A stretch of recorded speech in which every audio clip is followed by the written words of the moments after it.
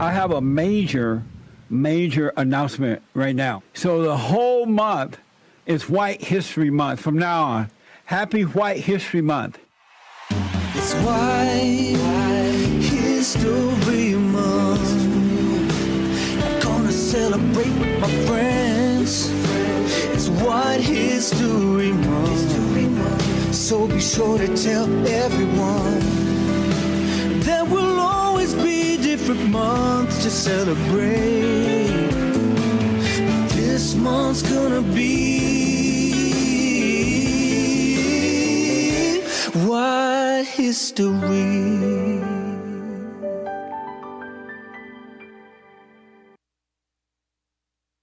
Uniting the races with truth instead of dividing them with lies. We're also rebuilding the family by rebuilding the man. I'm JLP Peterson. Good morning. Welcome to the show. Hi, y'all. It is Thursday again. You can get involved by calling 888-7753. 773 888-77-JESSE. Jesse. Jesse. My biblical question for this week, and it's a doozy. It is a doozy. Why do you attack back when someone attacks you? Why do you attack back when someone attacks you? Isn't that amazing? Yes, Jesse, that is amazing. We have every way that you can watch and support the show listed on JesseLeePeterson.com/show. JesseLeePeterson.com/show. And if you're out and about, happy 4th of July. Today is the 4th of July. As you all know, July is White History Month.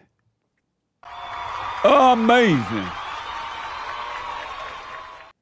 Happy White History Month. I have on my 4th of July shirt today. Amazing. Amazing. If you're out and about celebrating, traveling, stuck in traffic, going down on a nosedive on an airplane right now. What the? The door's falling off the plane while you're riding around. Whatever you might be doing. Buy some smack. What you call this stuff? Drugs. Or try to overcome drugs. Or consider suicide when the rainbow wasn't enough. You could be listening to the show, no matter where you are and what you're doing, by calling the listen line on TalkStream Live on your phone or iPad at 605-615-4131. 605-615-4131. Isn't that amazing?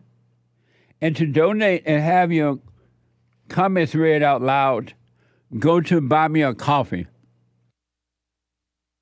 BuyMeACoffee.com/JLP Talk. BuyMeACoffee.com/JLP Talk. a Bond JLP Cash App. Bond JLP Cash App. Isn't that amazing? And you know what else is amazing? It's Thursday. It is Thursday again already. And every Thursday we take all calls, but every Thursday is Bible Thumper Thursday.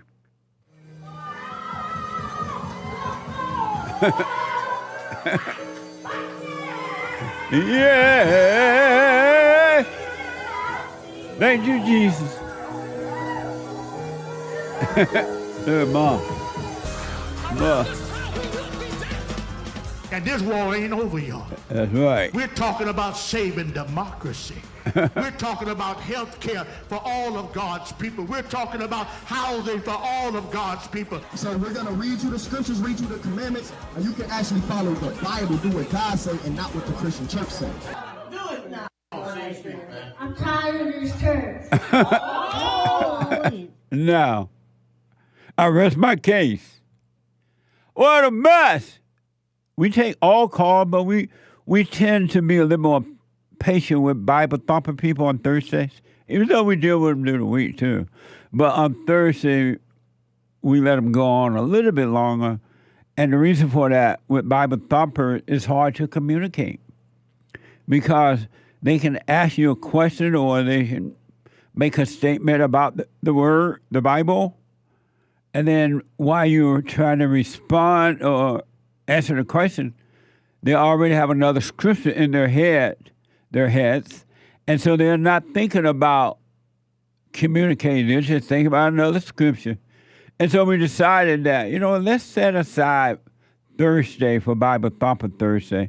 So we're taking all the questions. I mean, we're dealing with all calls, but especially the Bible Thumper ones at 888-77-53773. 888-77-JESSE. JESSE. Jesse. And so happy 4th of July. Today is the 4th of July. It's amazing that some businesses are open today. And we are open as far as doing the shows today, but the office itself is closed down today. But I was thinking about the 4th of July, reflecting. And I remember, as I said yesterday, that the 4th of July was amazing when I was growing up. It was one of my favorite times of the year growing up. One of them. And I think Christmas was the next one. I may be wrong, but I may come back and correct the Christmas thing. I'm not sure. But I know the 4th of July was one of my amazing holidays. Even after I moved out to L.A. for a while, and then we would celebrate the 4th of July back home in Alabama, Sweet Home, Alabama, by the way, down in Dixie. I wish I was in Dixie, oh, you're away from Pearl, Yoden, away. And it was like the time when you could walk into the house and my grandmother was baking sweet potato pies and beautiful cakes and turkey and chicken and all kind of things. And you could just smell it all up and down the road that she was cooking. And then the family members would come home from Indiana, Florida, New York, Chicago, different places. And then, like, they would have arrived last night, like the day before 4th of July or something like that, maybe a week, sometime before. And then today we would all go out to this church yard because it was a lot of ground, so we would all meet there. And other people, family members from the area would come to with their food, and everybody put their food out. Then they would be playing the drums and we'll be dancing. And there would be no fights.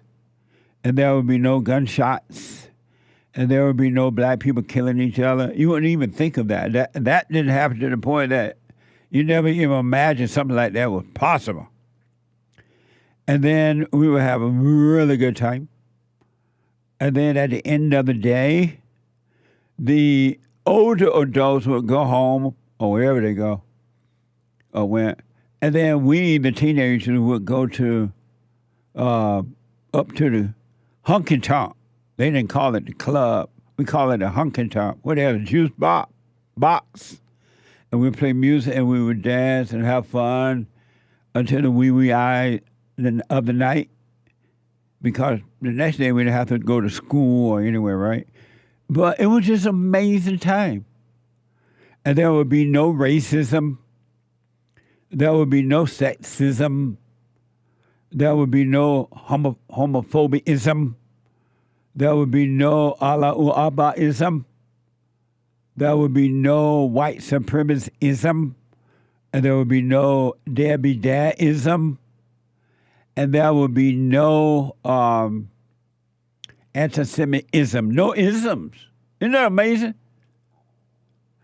I want you to smoke on this today, especially you potheads. Smoke on this. Can you even imagine and believe or even think for a second that in the United States of America, a Christian country, that once upon a time there was no isms, no racism. The words didn't exist. None of the ism stuff. And as a result, you just kind of lived your life daily. And when you became an adult, you lived your life, young adult, you moved on to the next phase in life. And that you just lived your life. And there was no killing. You mean that you were not concerned about going to the market or going to a bar or a club or something or wherever and be shot or attacked or cursed out. That was a time when America was like that. Can you believe that? When I left home at 18, because at those times men were taught and prepared to leave home when they became an adult at 18. Because men used to become an adult at 18. Now they don't even become an adult at 118 years of age. And I would travel to different cities, states. I never once thought about being shot or being robbed or going to an event. And a lot of time I was traveling alone. America used to be that way. Isn't that amazing? That's gone. It's Independence Day, right? That's gone.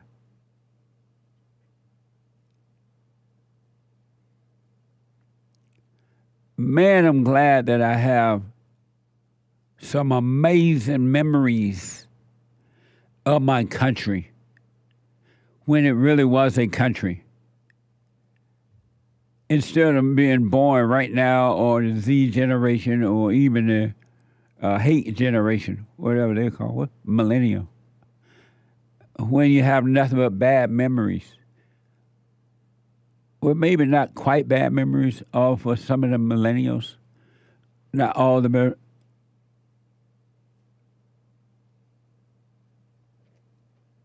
Isn't that amazing? Now you're going out, going home or leaving home or wherever to celebrate the 4th of July, and you're walking in fear. You're living in fear. You can't even ride the airplane anymore. The airplane ride went from having to dress up to ride the plane. You dressed up. I don't know if you had to do it, but you dressed up, and it was so classy and fun. It went from that to fighting on the plane, to doors falling off the plane, to getting rid of employees who knew how to build the plane, make it work, to affirmative action people who have no clue. Plane, almost every day you hear about a plane near miss or a plane nose diving or something going on. Airplane rides are no fun anymore. And I want to play this soundbite, and then I want to get to your phone calls and super chats. Hassan, I want to, let's see here. When I heard this story on local news first, it just kind of hit me.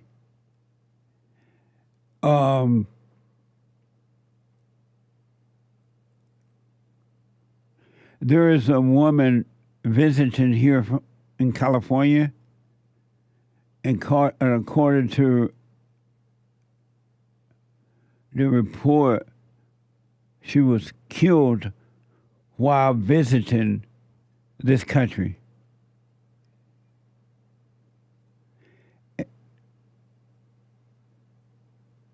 Yeah, I am. And I want, okay. My bad, I haven't, and we went over it, but I'm black and slow. Okay.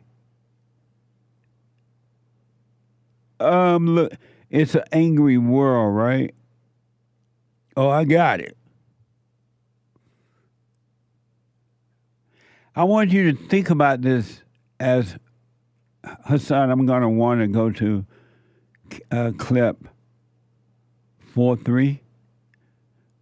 This woman, according to the story, was visiting another country. She was visiting America. And can you imagine when you're in a foreign country and you're going to America, you're thinking, wow, I'm going to America. It's safe, it's fun, it's free, everything's going to be amazing. Can't wait to go and get back home and tell about your trip. But instead, and according to a report, she was killed in America, a foreign country. Can you imagine? Just think about that. I never heard of anything like this growing up.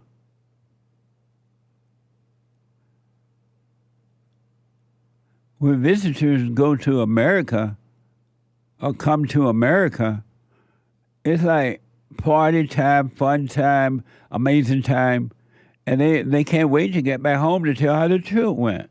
This woman, according to the story, if this is true, will not be able to go back home and tell her story about how amazing it was in America. I want you to think about that. In our country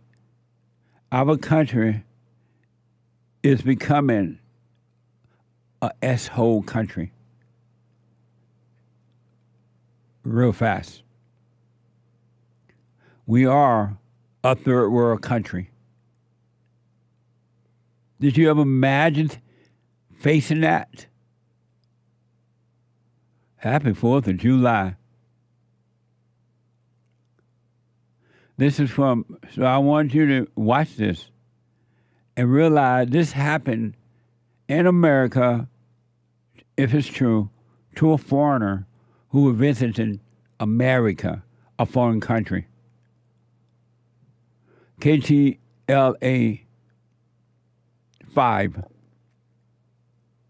A woman who was struck and killed by a suspect vehicle during a botched robbery attempt at Newport Beach, Fashion Island, has been identified as a 68-year-old tourist. Think about that. In America, a 68-year-old tourist visiting from New Zealand. Watch this. Well, new developments tonight in the deadly robbery and murder at Fashion Island Mall in Newport Beach. Now, these are the victims. KCAL News has learned they are 68-year-old Patricia McKay and her husband, Doug, a prominent banker in New Zealand. The alleged thieves targeted the couple and then dragged McKay into the street, running over her with their car. And again, as we've told you, this all happened in Newport Beach yesterday. Now, the Good Samaritan we spoke to said he was eating sushi at a restaurant there, stepped outside, and that's when he heard someone say, "She's getting robbed, she's getting robbed." I clotheslined him and took him out, and then I had to stop, and as I turn around, he's getting up, and we both start running, because he's running for the car and I'm running after him. And he ducked out of the way, and as soon as he ducked out of the way, I then saw the car had stopped. And there was a guy with the passenger door kicked open, and he was out it, and I saw down the barrel of the gun. I was like, oh, he's shooting at me. Yeah, he says that's when that third suspect ran back to the car, got in, and they all took off. Those three suspects, as we then reported, were later caught up in this pursuit. All three of them eventually taken into custody. Now, that Good Samaritan Bo there tells us that Doug, the woman's husband, sat there and unfortunately had to watch the entire thing. He says after the woman was hit the first time, Doug began screaming, "She's already down, already down." He believes that the suspects panicked. That's when the driver, he says, hit the gas and hit her for a second time before that interaction that he described happened, and then all three of them took off. Guys? That is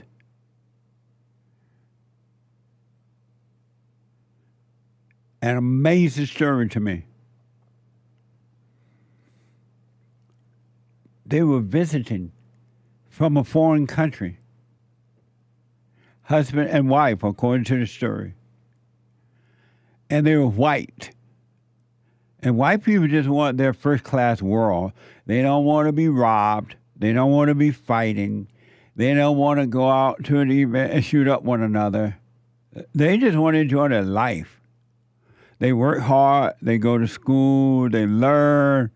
And then they go to quote-unquote prestige colleges, and they get amazing education, and then they build rockets and ships to the moon, and they go on those cruise things, and they go visiting because they made a lot of money, and they travel first class on the planes, and all that. And now they can't do that because you have these people out there robbing them. And at one time, it was mostly blacks in this country, but now you have all these foreigners. It could be a foreigner now. And they showed the suspects who were accused of doing this. They caught them, and they showed them on the news. I didn't have their pictures there being arrested, but they looked like there were three black guys. I could be wrong about that. They could have been dark, somebody else kind of people. But it looked like it was three black guys.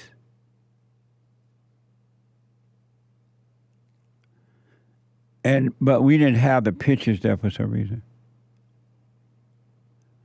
Oh yeah, I've been told it was three black guys, according to Derek. Oh, my producer. We're going to show you their pictures.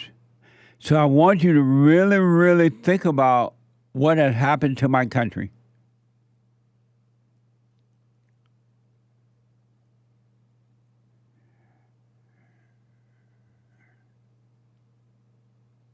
What has happened to my country.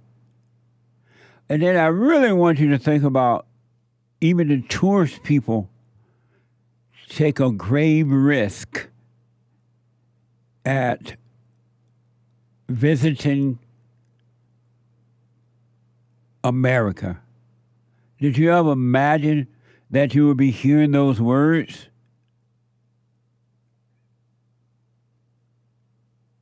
That you will ever be hearing that? You take a risk, a major risk, your life risk, at visiting when you visit America now.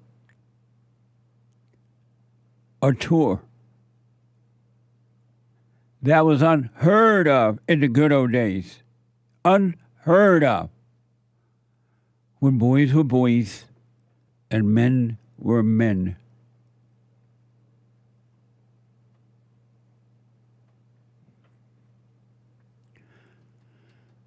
So I've been told that it was a guy. I can't read it now, the writing's gone, but it was reported as black men.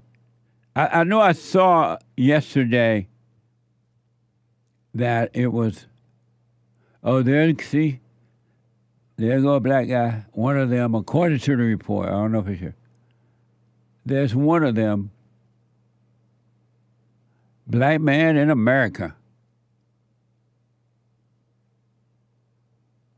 But there are two others somewhere. We don't have it, so I might well move on.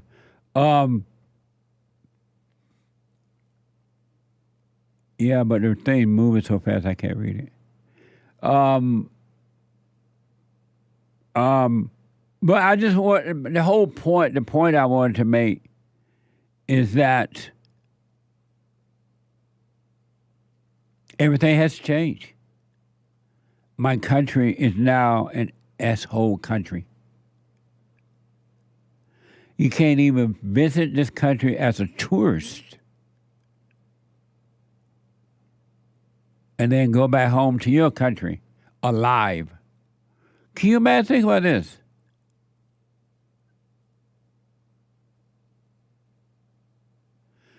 This woman is going back home to her country from what at one time was an amazing country, America. She's going back home dead. She will never see her family again. They would never see her alive again. And I think they said her husband was a banker or something, so they had a little money, they were having fun. And look what happened in America.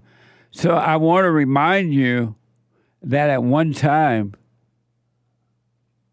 that America, this stuff was not happening. And if it was happening, because human hearts are wicked, so wicked hearts have always been around, of course. But they were contained by the law of the land. When I was growing up, unheard of it. It was just unheard of. Blacks were not killing. You could ride on a plane. You could go. I left home at 18, traveled around to Indiana and then to California by myself. I wasn't afraid of robbery and anything because as far as I knew, it didn't even exist. I think the first time there were two times I realized that the blacks were out of control. Once I went up to Indiana and I heard about the Black Stone Rangers and the Black Panthers or something like that. And they were like out of control and the blacks were afraid of them. So I heard about that, but they were over in Chicago and I was staying over in Gary, Indiana, East Chicago and Gary, Indiana. And so I never saw them because we were not allowed to go over there. And then when I moved to California, for a while I stayed over in South Central LA. And the blacks were out of control over there. And so it was my first encounter with that kind of stuff. And so I moved to West LA away from the South Central LA because I just wasn't accustomed to that. My country is gone. It's an S-hole country now. And somebody wanted it that way. They have made it to be that way. And it's only going to get worse because it's so far gone down the road. But you can be free. When I come back, your phone calls and super chats. Happy 4th of July. 4th of July ain't 4th of July no more. Quick break. Back in a moment. Baba Thumper.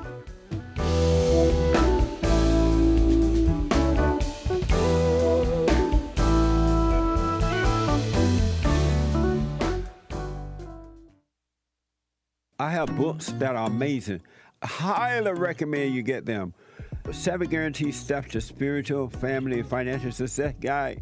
Even if you're not starting a business, but you have a job, or you're on welfare, it can help you if you do. Be doers of the word, all right?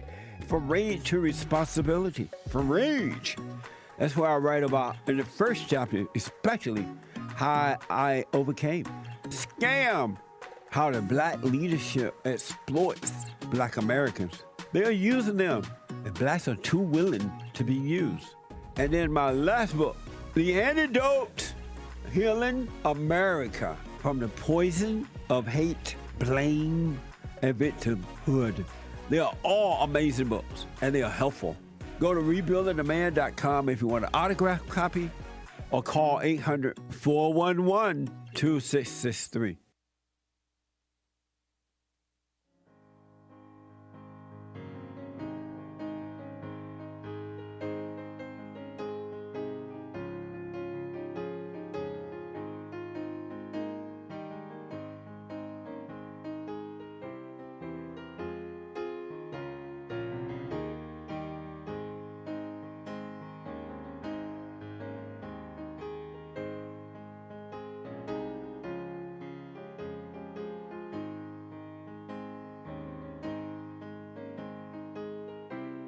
Hallelujah, glory, glory, hallelujah.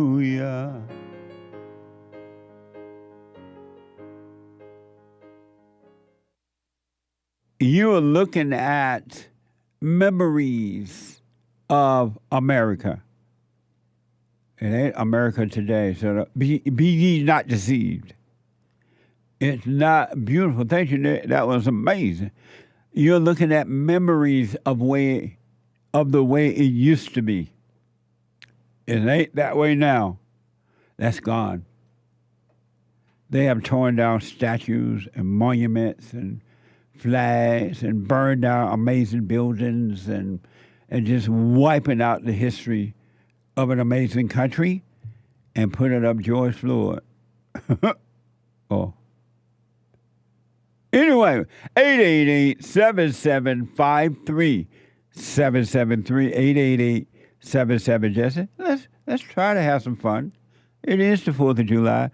Even though the gas prices are high, crime out of control, the racists are fighting one another, no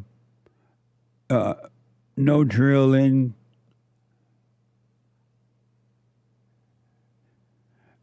Everything messed up.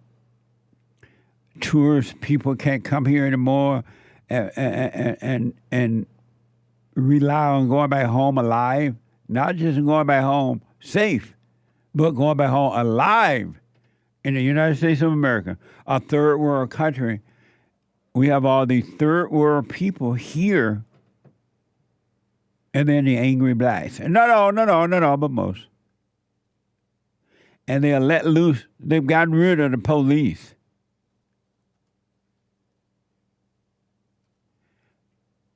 They have gotten rid of the police and turned the criminals loose.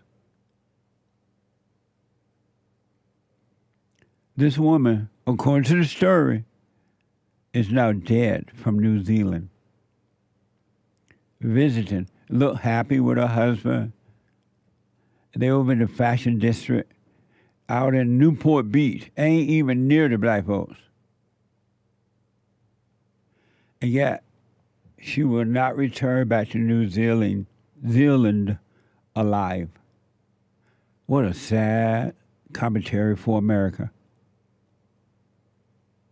Anyway, y'all supposed to be having some fun today, right? Amazing. 888-7753-773. The Hake Report is coming up at 9 a.m. this morning. Right after my show, thehakereport.com from 9 to 11 a.m. Pacific time. And then after the Hake Report, Joel Friday TV, he black. Joel Friday TV. at 11 a.m. Pacific time, right after the Hake report. And then the American anchor baby.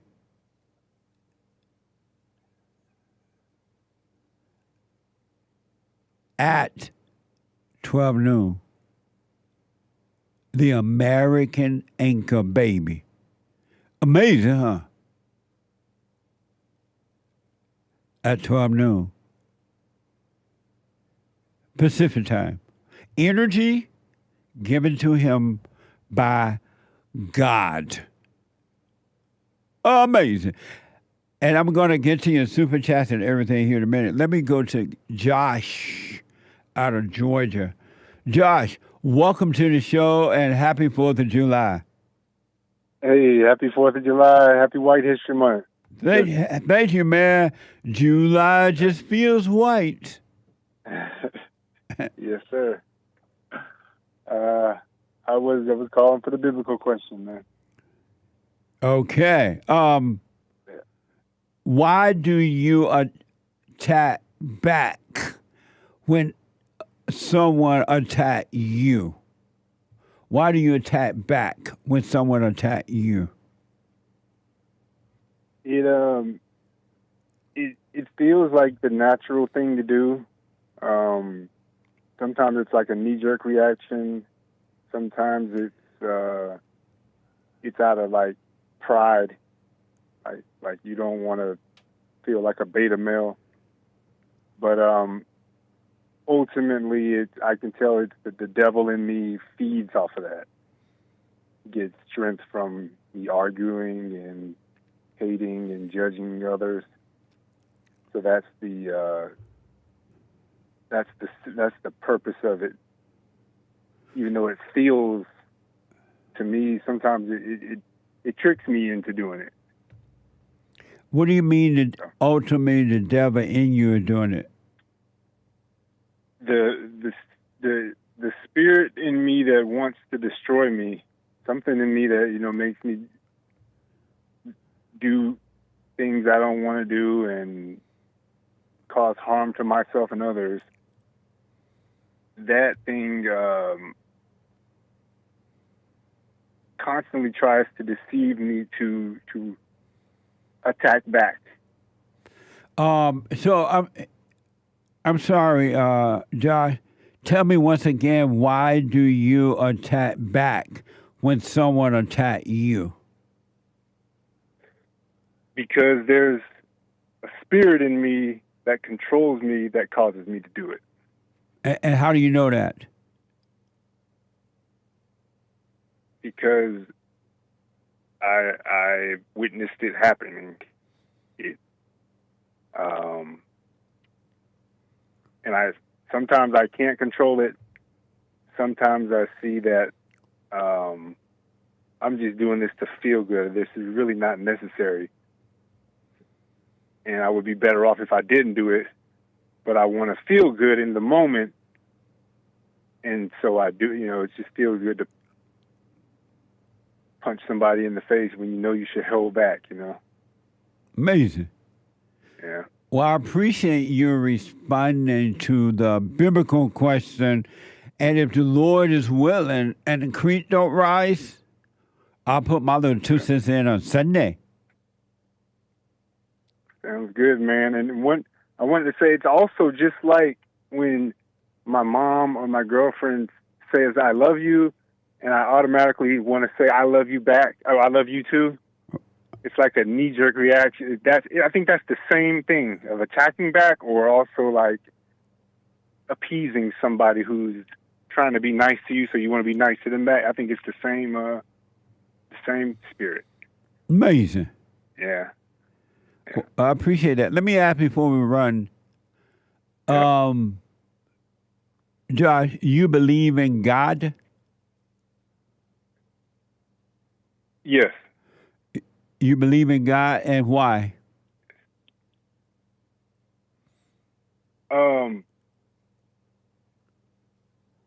It's I have a gut feeling. I have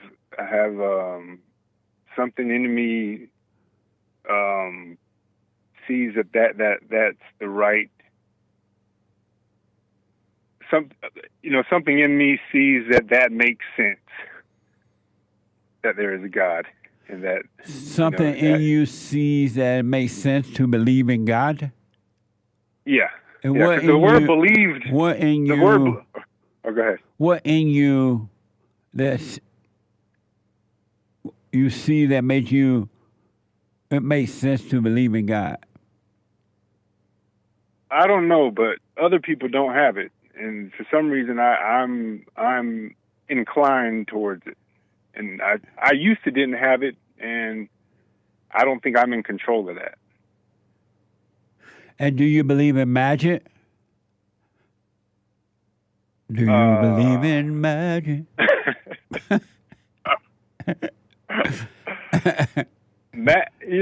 Magic sounds to me like illusions. I believe in miracles. I guess is that miracles different than magic? Have you ever had a miracle? Yeah, I've had a miracle. What kind of miracle have you had? What the?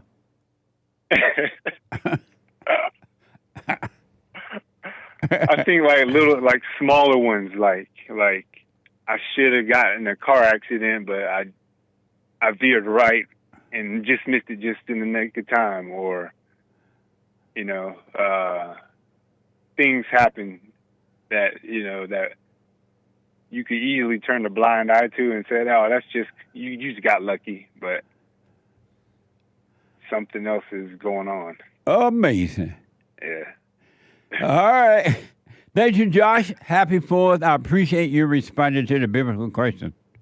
All right. I appreciate you. Appreciate the show, man. All right, buddy. Thank you. All right. 888-775-3773. Hassan, you believe in God?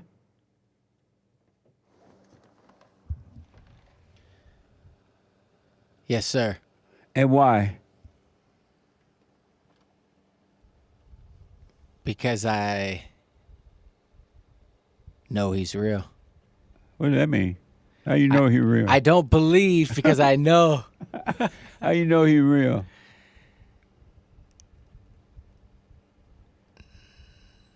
Because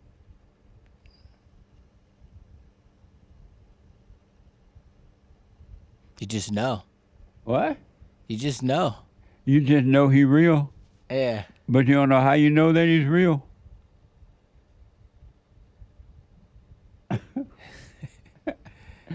What the? What the? Amazing 4th of July. Oh, yeah. Hold on, let's see here. What the? I bet you won't wear it to the hood. You get shot and it's taken away from you. I know, you're white supremacist. They may not take away the flag, though. That's true. They don't like the flag. Amazing. So, where did you get the idea to believe in God? Yeah, just my parents just being raised. Oh, okay. Amazing. But I like your revelation of we're not to believe, we're to know. Amazing. So. Nice. Amazing. Let me go to Jonathan out of Sweet Home, Alabama. Jonathan, welcome to the show. You're on the air. Hey, Jesse. Hey, Jonathan. Hey, so I'm actually curious about something. I haven't actually called into the show about a year and a half, maybe 2. And I have 2 daughters, 1 on the way. So 3 total. So you have 2 already and 1 on the way? Yes, sir. Okay. And me and my wife are having some difficulties on how to raise the oldest. Speak up. You're mumbling. Speak up. Okay. We're having difficulties with our oldest daughter because she is very rude and disrespectful, and it creates a lot of anger, trying to educate her. How old is she? She's 4 years old. She's 4? Yeah. And and she's already rude and angry? Yeah. She hate her mother already? I'm not certain. I mean, the biggest thing is when we tell her to do certain things that are just like normal things, pick up after yourself, try to understand what we're saying, but she doesn't follow through. When you say what we are saying, who are you referring to? Oh, whether it's myself or my wife telling her to do certain things. But the behavior is only specifically at home. It's not outside. Outside with other people, she's completely fine. So I'm not really understanding, I guess, where you could say where we went wrong. And I'm not exactly sure how to... And your question for me is what? What is the best way to approach it on how to resolve the disrespect, the rudeness, and just being receptive to what we're trying to say to her. You got to correct her mother. She's becoming like her mother. So she's acting the way that she's been treated by her mother and you, because it sounds like you're angry and you don't have love either. So she's acting just like her parents. You're getting back what's been put out. And the only way that's going to change is she's 4 years old. The only way that's going to change is that you and her mother heart has to change from anger to love. You guys don't have any love. Because it sounds like you treated her the same way the mother treated her. Yeah. I mean, it is kind of very specific. For example, we don't really have an issue with her, right? But it's just the little things and clean up after yourself. But she doesn't listen. She talks back a lot. Because that's how her mother is treating her. And that's how her mother treat you. Her mother don't listen to you. Does her mother obey you? Yeah. She obey you?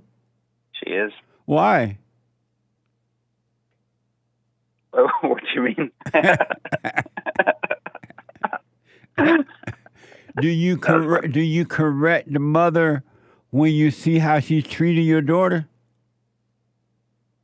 Yeah, we talk about it a lot. Do you correct the mother when you see how she's treating your daughter? Yeah, when I'm home, obviously. I don't know exactly what she's doing when I'm not home. And do you correct her in front of your daughter? Of course. Yeah. Correct the mother. I guarantee you at 4 years old, the girl will change. But if you don't, the girl going to get worse. And as she get older, she's going to be just like her mother. Yeah. The weird thing is that I don't really see the character development in my wife versus my kid, right? She's very rambunctious and stubborn, which is more me. My wife is more gentle and easygoing. So that's what confuses me about it. So you treat your daughter like a mother? I don't really know how to answer that question. I mean, not exactly. Because obviously she's my wife and then there's my kid. So I know, but you treat your... So is the anger coming from you or your wife toward your daughter? Oh, it's definitely coming from me. Well, then why are you treating your daughter like you're the mother instead of the father?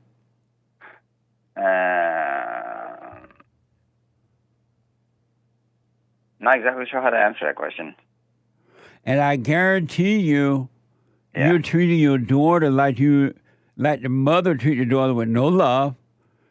Your wife is not obeying you. I promise you that. I mean... Have you gone and forgiven your mother? What I say. I did. It was a while ago. And are you doing the silent prayer? No. Oh, why not? Never got into it, unfortunately. So how will you overcome the hell that you're in living if you don't see the hell that you're living in?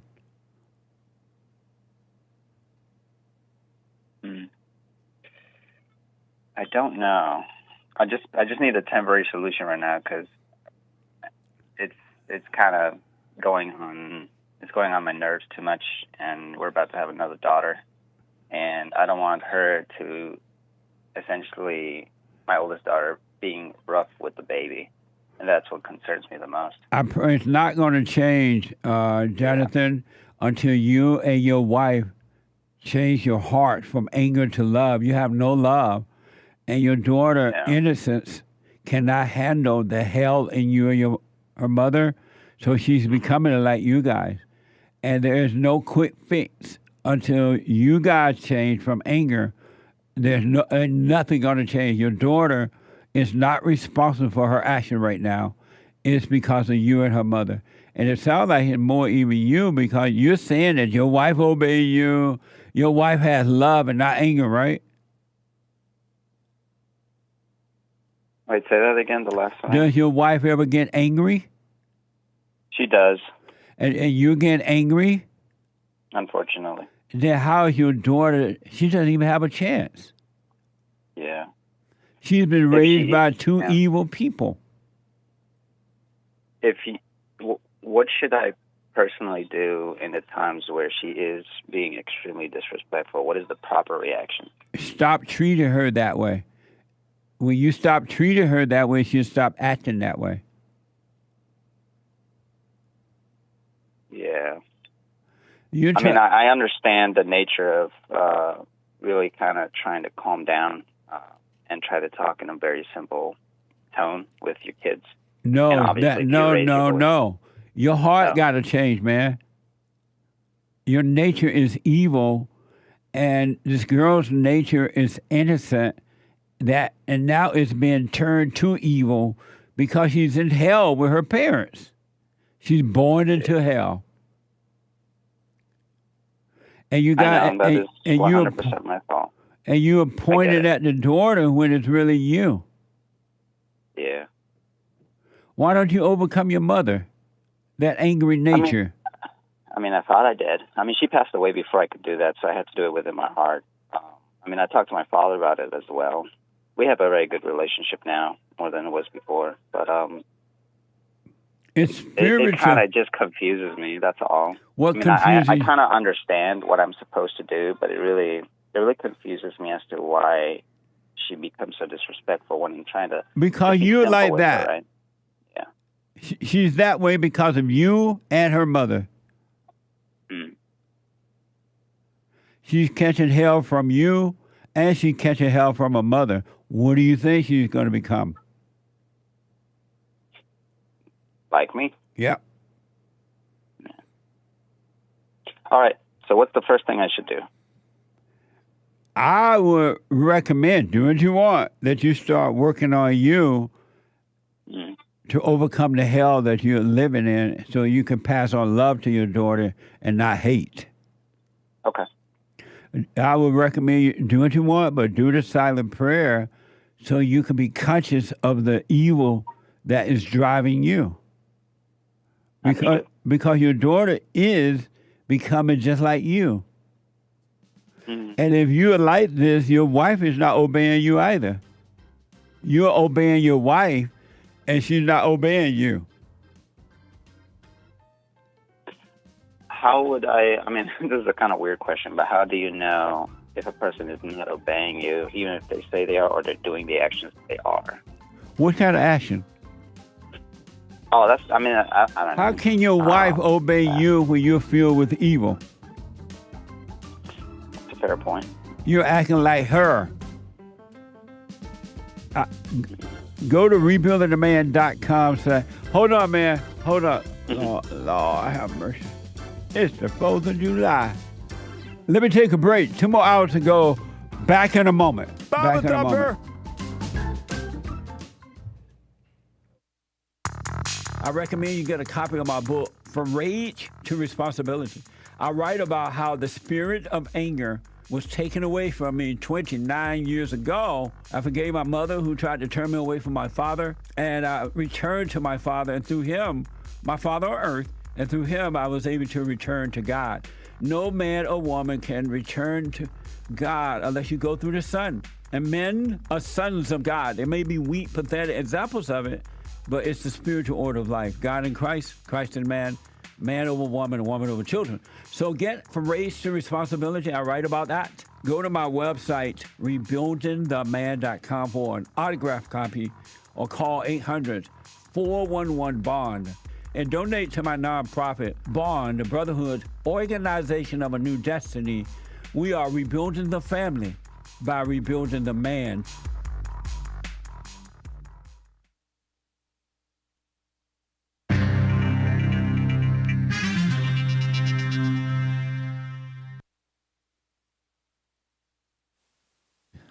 The unanimous, nice, got it. The unanimous declaration of the 13 United States of America. This is from the Declaration of Independence.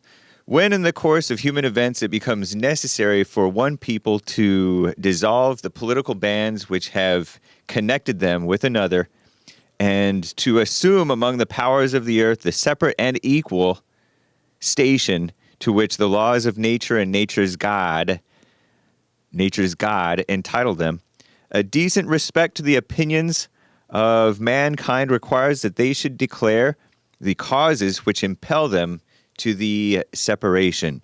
We hold these truths to be self-evident, that all men are created equal, and they are endowed by their Creator with certain unalienable rights, that among these are life, liberty, and the pursuit of happiness. That to secure these rights, governments are instituted among men, deriving their just powers from the consent of the governed, that whenever any form of government becomes destructive to these ends, it's the right of the people to alter or abolish it, and to institute a new government, laying its foundation on such principles and organizing powers in such form as to them shall seem most likely to affect their safety and happiness. Prudence, indeed, will dictate that governments long established should not be changed for light and transient causes, and accordingly all experience hath themselves by abolishing the forms of, hath shown that mankind are more disposed to suffer, while the evils are sufferable, than to right themselves by abolishing the forms to which they are accustomed. But when a long train of abuses and usurpations, pursuing invariably the same object, evinces a design to reduce them under absolute despotism, it is their right, their duty, to throw off such government and to provide new guards for their future security. Such has been the patient sufferance of these 13 colonies, and such is now the necessity which constrains them to alter their former systems of government. The history of the present King of Great Britain is a history of repeated injuries and usurpations, all having in direct object the establishment of an absolute tyranny over these states. To prove this, let facts be submitted to a candid world. 1, he has refused to assent to laws the most wholesome and necessary for the public good. 2, he has refused to pass other laws for the accommodation of large districts of people, unless these people would relinquish the right of representation in the legislature, a right inestimable to them and formidable to tyrants only. 3, he has called together legislative bodies at places of unusual, uncomfortable, and distant from the depository of their public records, for the sole purpose of fatiguing them into compliance with his measures. 4, he has dissolved the representative houses repeatedly for opposing with manly firmness his invasions on the rights of the people. Skipping down, he has kept among us in times of peace standing armies without the consent of our legislatures. He is affected to render the military independent of and superior to the civil power.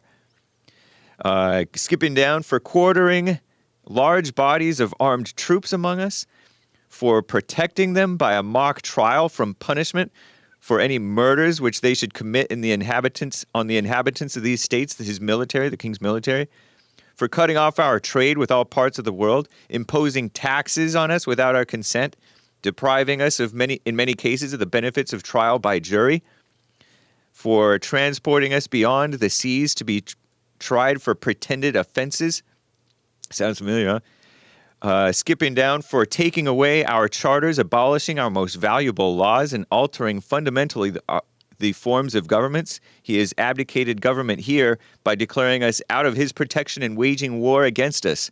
I'll tell you more of our founders' complaints in the next hour, but now back to the Jesse Lee Peterson Show.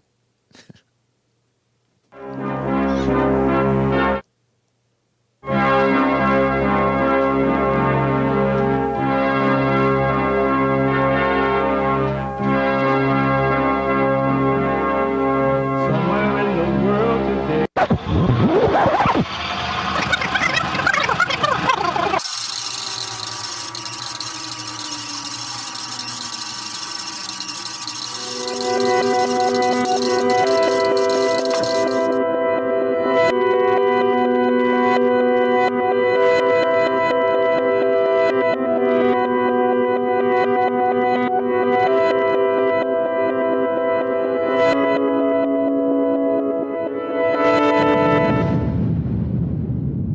have a major announcement right now. So the whole month is White History Month from now on. Happy White History Month. It's White History Month. I'm gonna celebrate with my friends. It's White History Month. So be sure to tell everyone there will always be different months to celebrate. This month's gonna be White History. Uniting the races with truth instead of dividing them with lies. We're also rebuilding the family by rebuilding the man. I'm Jesse Lee Peterson. Welcome to the second hour of the show already. Happy 4th of July. And happy White History Month. July, for those who don't know, it's White History Month. This is our 7th year of celebrating White History Month. And we celebrate to remember and not to forget. All right? You can get involved by calling 888-7753-773, 888-77-JESSE, Jesse, Jesse. And my biblical question, the biblical question for this week, why do you attack back when someone attacks you? Why do you attack back when someone attack you? Have you ever asked yourself that? What the? No, because most people don't get to know themselves.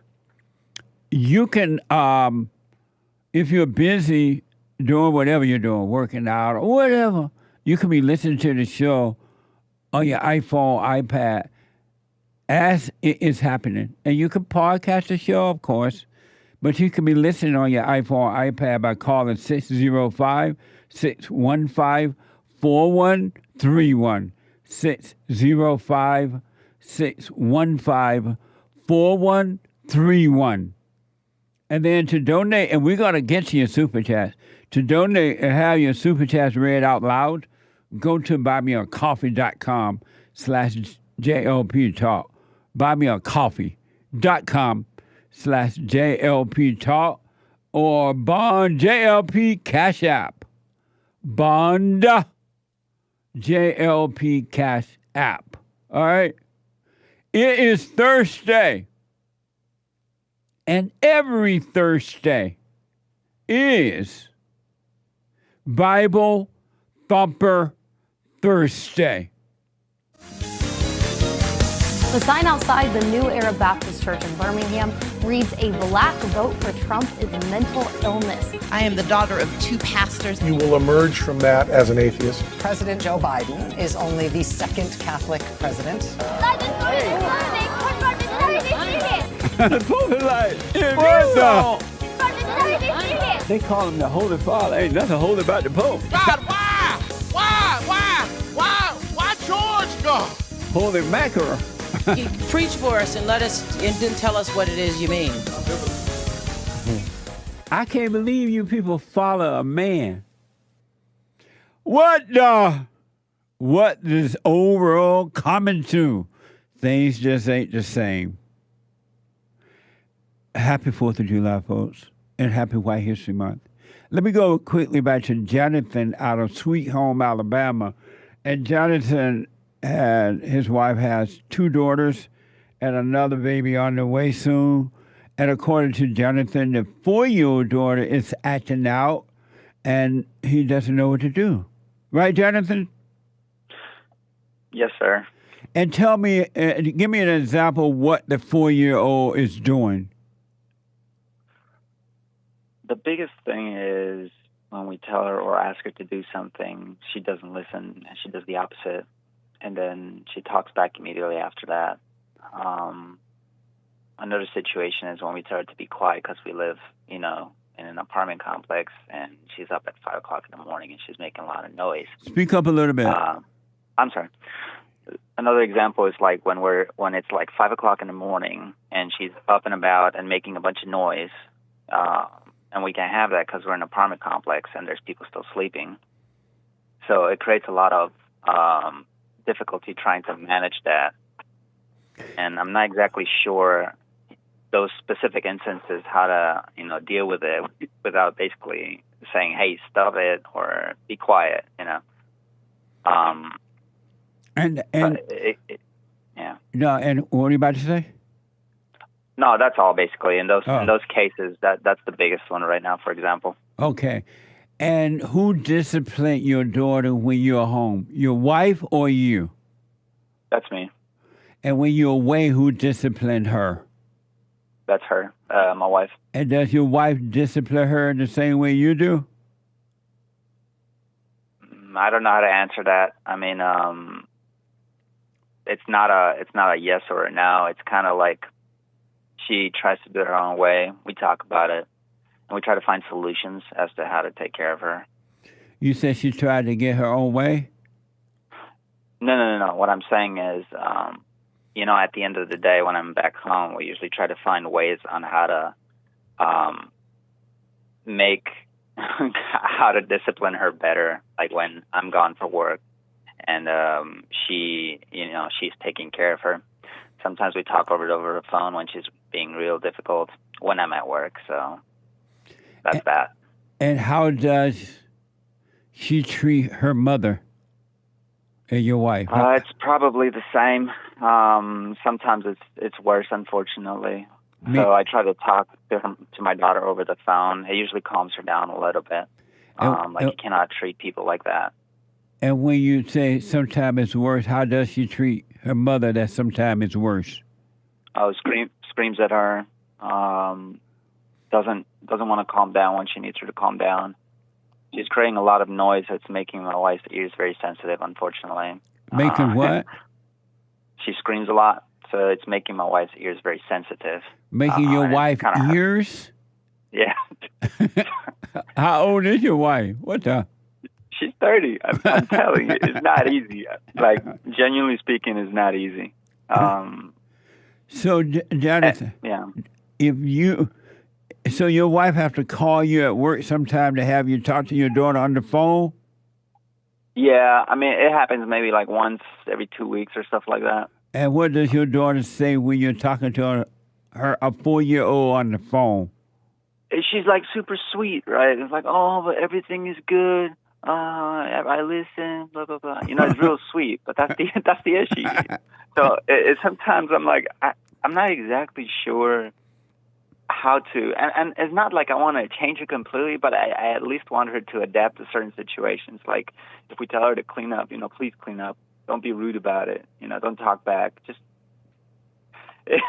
I mean, it may sound like a non-issue, but in reality, if it's an ongoing issue, it's getting to the point where it's just becoming too difficult to deal with. So if she's not going to stop, she's not going to get better, so what you going to do? Put her in a juvenile detention center or something? I mean, Jesus, sometimes I feel like that, but I can't do that because obviously she's my kid, right? And so what are you going to do? Call the police? I don't know. I probably need to talk to some people who have more experience with this because obviously I don't. So let me ask.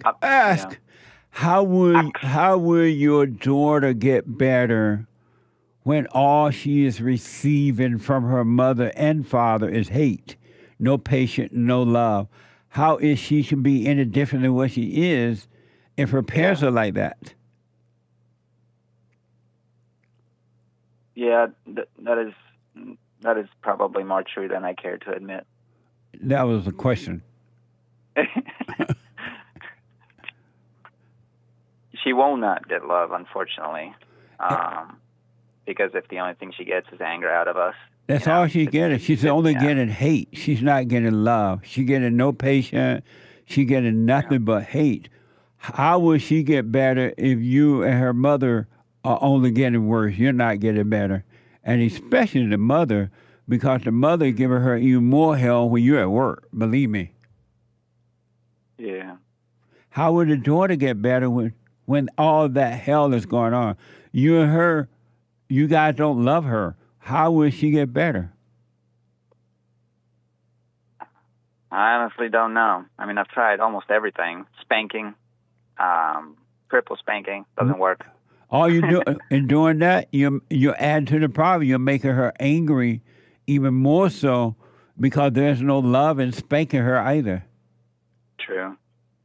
I mean, I think there's a place and a time, not with anger, but like discipline, like, hey, you cannot do this. This is unacceptable. But at the same time, What's wrong with you, Jonathan? What was that? What's wrong with you? I don't know. What am I supposed to say to that? I'm telling you. I mean, obviously, I'm telling you, the daughter is not the problem. You and the mother are the problem. Yeah. I realize that, but as I was saying before, it really concerns my behavior, for especially when the new kid comes. That's really my biggest concern right now. So your biggest concern is about the new kid and not the one you have. I mean, obviously, I need to take care of her character. That is an obvious situation, but what character you have and your wife have no character? How can you take care of her character? She's acting like you guys. All right. So that's kind of why I was asking you. You want your daughter to change? Right now? You want your daughter to change? Yes, sir. Then you change and make your wife change. Otherwise, she's not going to change. She's an example of what you guys are. You're looking at yourself in the mirror when you're dealing with your daughter. Yeah. And you're blaming her when it's really you guys.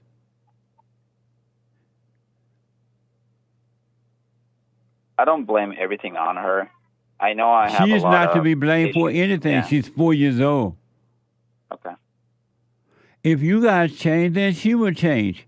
And you have a chance right now since she's 4, but if you let it go, if you don't change anytime soon, as she get older, she's just that spirit of evil just will continue to grow in her, and she's gonna be the carbon copy of you and her mother.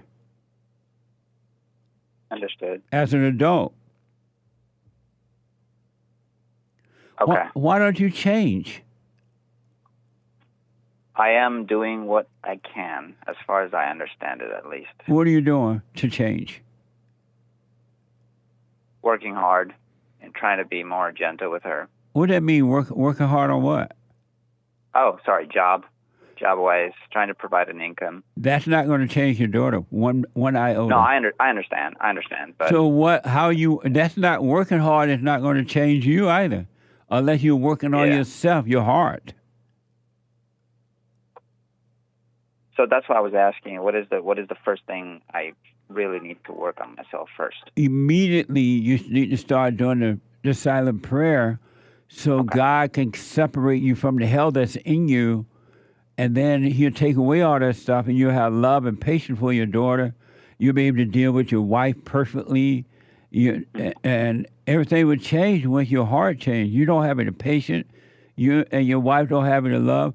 And your wife is giving your daughter pure hell while you're at work. That's why she's screaming and yelling and carrying on at work while you're at work, because she really don't have any help while you're at work. Your wife can't handle your daughter at all. That's true.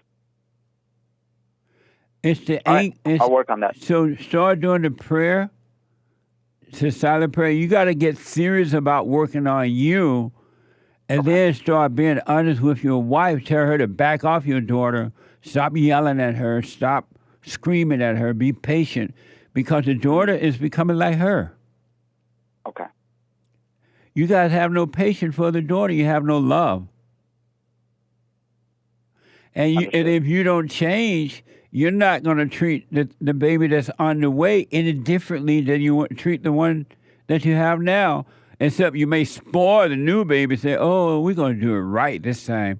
We're going to give her everything she just wants. We're going to spoil her. It's going to be the same devil. Understood. And you should not be disciplining your daughter the way your wife does. That's two mommies. That's a beta male. You have to have patience with your daughter. Don't be a beta. Beta. I should always make fun of laughing, Jesus. Anyway. Start working on yourself. I understand what you're saying. And stop yelling at your daughter and just be patient with her. So when you're changing, she's going to change. When her mother changed, she'll change.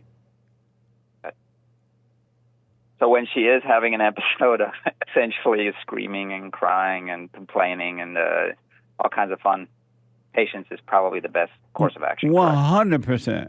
Don't yell at her. Don't scream at her. Hear her out, and then explain what the problem is. Okay. I know it sounds like I'm kind of weird and beta-ish, but please understand, I'm 30 years old. I've been trying to do my best throughout this time, so sorry about that. No, I understand. No, I totally understand, but you got to overcome your mother. You got to forgive your father. You got to overcome the hell that's in you so you can guide your wife and children in the right way to go. You got to be the light. You're not the light of your family. Yes, sir. I can do that. I'll work on myself. All right, let me know how it goes. I'll call you in a month. I'll keep you posted. All right, and be patient. No more yelling at your daughter. Yes, sir. And then don't let your wife yell at her. If she starts yelling at your daughter, just say, no, don't yell at her. Okay. And let your daughter see you doing it, and she would know that at least the father is trying to protect her from the mother. Okay. All right? Yes, sir. I can work on that. Happy White History Month. Very, very White History Month. All right. I appreciate it. All right, buddy. Take care. All right, bye-bye. Bye. 888-775-3773. Let me go to Ronnie out of Ohio. Ronnie, welcome to the show, and happy White History Month, Ronnie. Uncle Jesse, how you doing? All is well. Happy White History Month. Happy White History Month. Thank you. I like the way you handled that previous caller. I just wanted to point that out. Thank you. That was real good advice. I do agree with you. They need to give a lot more love and patience and grace. Understand that, the 4-year-old, most 4-year-olds they copy what their parents do. 100%. And they try to make her be right when they're wrong. What the? Yeah, and, if they want her to clean up, I think if the parents just led by example, if they always cleaned up, at some point the kids will say that they want to pitch in and help. That's just what kids do. Absolutely. Absolutely. Yeah. But I wanted to call because yesterday you kept repeating this phrase, and I know it's Bible Thumper Thursday. Yes. Regarding Jesus when they went and woke him up when he was asleep and he told the storm to stop and the storm stopped. Yes. And it sounds like you're applying what manner of man is this? You're applying that to Donald Trump. And I wanted to understand if I'm hearing you correct and you're saying what manner of man is this when you're talking about Trump, or are you saying something different? I'm talking about Trump when I say what manner of man is this? The wind and sea obey him. Because it reminds me of, as you just said, when Jesus was on the boat with the disciples, and they were all hanging around, talking, riding on the boat, having fun, doing what white people do or Jewish people do. And they pretended that they really believed in Jesus. Oh, we love you. You're the man. Right on. And Jesus like, oh, okay, cool. Oh, I'm tired. I got to take a nap. And they said, oh, okay, Jesus, go and take a nap. We got you. And as soon as he went to sleep, the boat started shaking because a wind came, according to the Bible, and the water started shaking, And they were like, Jesus, Jesus, wake up. We about to turn over in this boat. And Jesus awakened, and he told the boat, the wind and the sea to be still. And it did. The water calmed, the wind calmed, the thing was fine. And they're like, wow, Jesus, you something else. And Jesus was like, you know what? Had you guys not overreacted, paraphrase, had you not overreacted, you could have told the wind and the sea to be still, right? Well, if you notice with the same thing with the great white hope, Donald Trump, he's not overreacting to all these so-called court cases and allegations and things that people are saying about him, whether true or false. He is not overreacting. And so far, the wind and sea is obeying him. The court just threw out, the U.S. Supreme Court said, no, this is not going to happen, blah, blah, blah. Everything works in his favor because he's not overreacting. He is telling, Trump is telling the wind and the sea to be still. Amazing, huh? Yeah.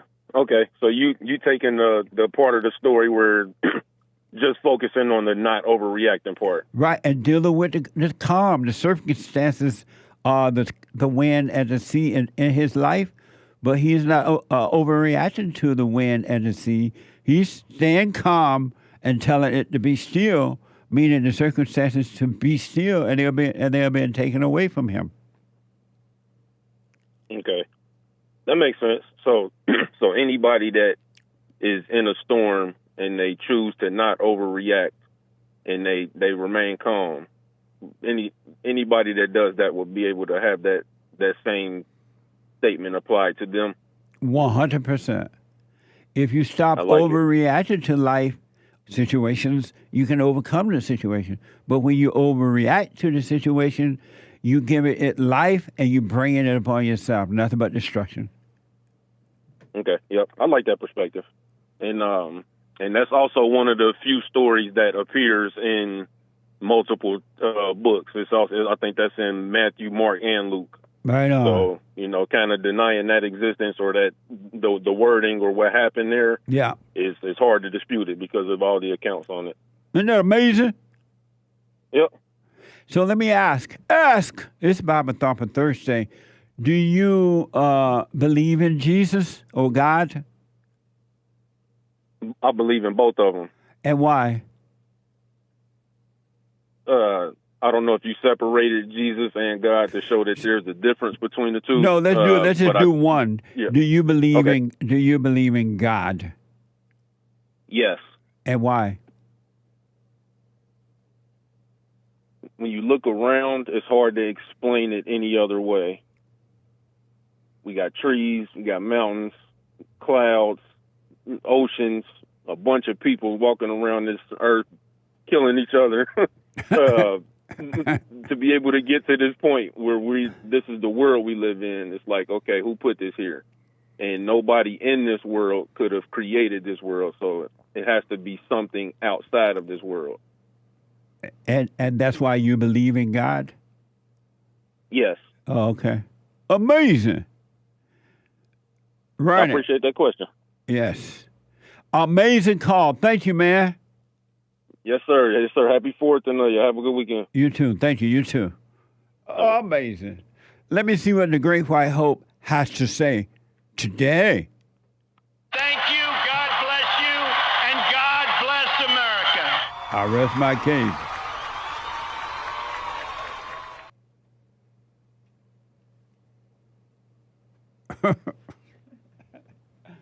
uh, 888-7753-773. It's amazing to me that my America is gone. For those who don't know, America was amazing when I was growing up. Really. It was everything and then some. When I look around, I see things that reminds me. Amazing.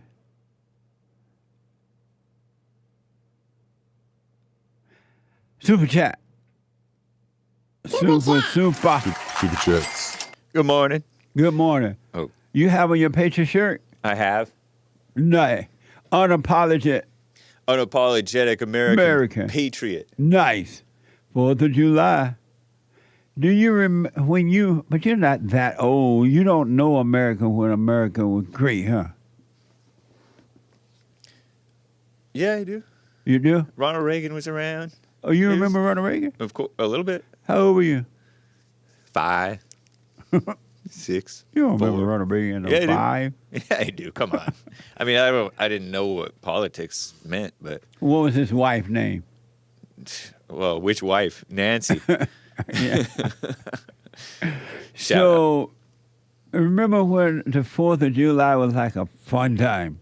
It was like America Day. Yeah. And you can go out and not have to worry about or be concerned about getting killed or robbed, or you could be a tourist in America. You come here alive, you expect to go back home alive, and you will. Yeah. And you could actually light off fireworks. Yeah, sure, in sure. any old town, because they didn't go out of control with it. The Right. people didn't go out of control with it. We didn't have so many Mexicans who came up from Mexico and brought Mexican fireworks. Bombs. Yeah. So like Third World War happening. Crazy. And remember when there was no such thing as racism? Oh, yeah. And no such thing as white supremacy. All that mess didn't exist. Yep. What America? My country gone. It's a shame. What am I supposed to do when the best part of me was my country? Anyway, super chat. Over on buymeacoffee.com/JLP Talk, Mobetta bought 5 coffees. Thank saying, you, Jesse, Mobetta. keep up your workout routine. You made that shirt on Wednesday look good. Gonna steal your style again. Thanks, JLP and experts, for your great fellowship. Mobetta 47. He old. Right on. Thank you, Mo Better. I appreciate it. I am older, 1 year younger than Israel. I can proudly say I'm older than a country. That's amazing, huh? You're actually 1 year younger. Right. Well, 1 year young, about the same. Right. Amazing. It's basically older. I bet you're not older than a country or 1 year younger than a country. I don't know. Like which country? I don't know. I rest my case. I know about Israel. I know that there was a civil war in El Salvador. Does that help? Around that time? So maybe it became a different country? I don't know.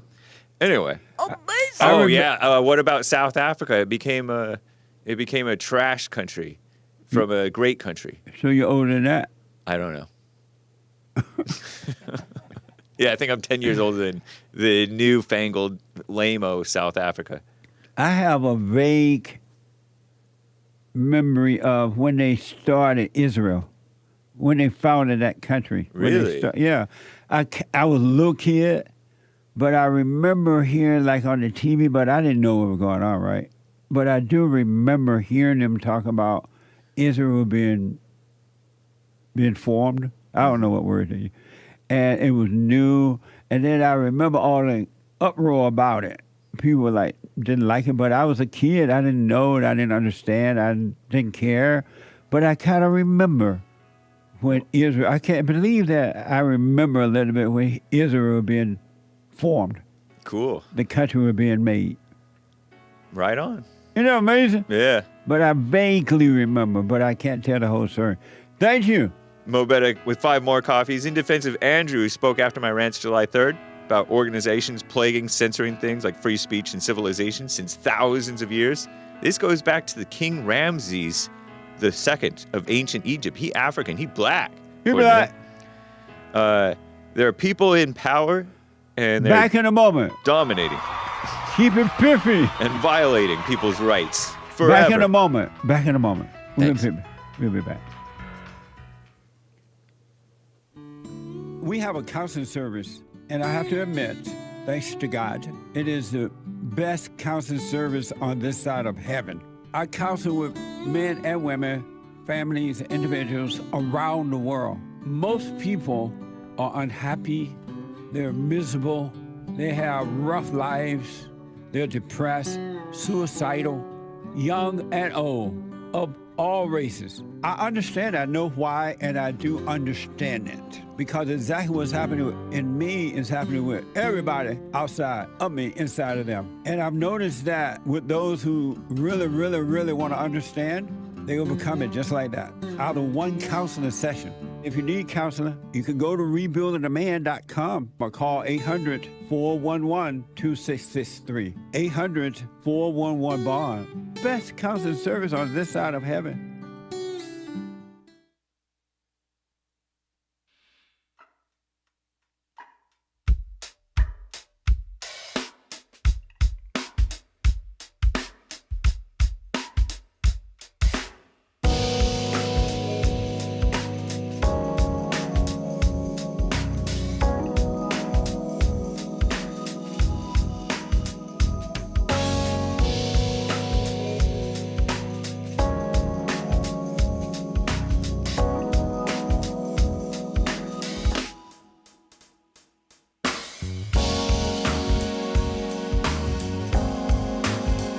Okay, welcome back.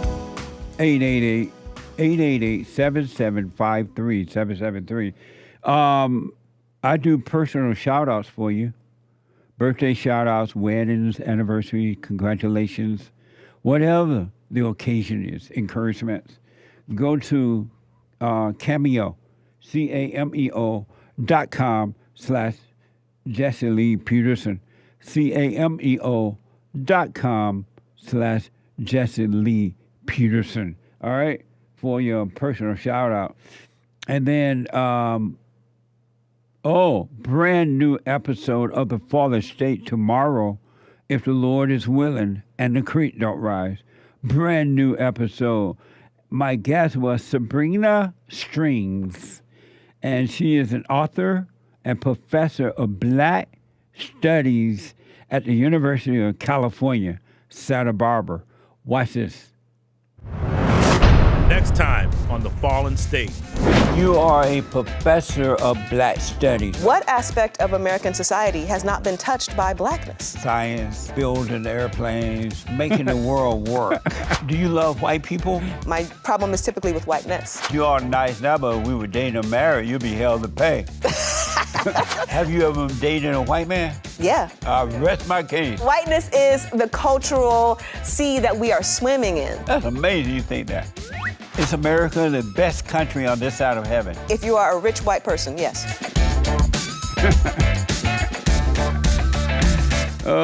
I've never heard of a conversation like that. Everything white. In her mind, she must be celebrating white history then. Everything white. That's tomorrow, Friday at 12 noon Pacific time. And you can donate to the Father State by going to thefatherstate.tv/donate, thefatherstate.tv/donate, or on locals.com. Click on the link in the description there for locals.com. All right? Amazing. Let's just catch up on those super chats, and then I'm going back to the phones. Super chat. Super. Thank you, Mo Betta, for your coffees. Every time I hear Mo Better, I think of Mo Better Blue. Maybe. You ever heard that? Possibly. Oh, okay. Just a guy bought 10 coffees. Oh, by the way, Mo Betta, keep them pithy, man. Yeah, keep them pithy, Mo Better. I abbreviate and clean it up, but thank you, sir. Yeah. Just a guy, 10 coffees. My 2 cents to the crew. I recommend playing 10 to 15 seconds snippets from each of y'all's shows to give a taste of your channel when JLP promotes the show instead of promo pics. Hopefully this helps promote the network. You guys have helped a lot. My turn to give back any way I can. Have a wonderful 4th of July, y'all. I appreciate that. Thank you. Kind of a fun idea. Yeah, very nice idea. Thank you. Dustin Nowlin donated a Cash App, Bond JLP Cash App. Thank you, sir. Thank you. Donnie Girl's idea says with a rumble rant. You got to know how to rumble, Donald Girl. Happy 4th of July. Thank you. Hopefully it's not the last one as a free country. God has the final say, and I am confident he already made a way when it seems there is no other way. I'm sorry, but it's too late. It is no longer our free country. I read you the story, played the soundbite for you in the first hour. A white woman and her husband came here to visit from Ireland. And the woman is now dead. According to the story, she was robbed. I mean, New Zealand, not Ireland, New Zealand. She was robbed, ran over by a car by 3 black guys. In Orange County. That didn't even happen in the hood. And that's Orange County, right? Oh, yeah. America is an S-hole country now, not a free country. That's gone. But I know what you mean. And God is not willing that anyone should perish. Amazing. Thank you. More super chats. Thank you, Don. Thank Joey, you, Don. 10 coffees. My supervisor at work is black. Should I be scared because I'm white? Just kidding, just kidding. LOL. Happy 4th, everyone. Well, I know what you mean. Watch your back. Thank you. Nikki bought 5 coffees. No message. Thank you. Soul Conscious, 5 coffees. Happy 4th to JLP and crew.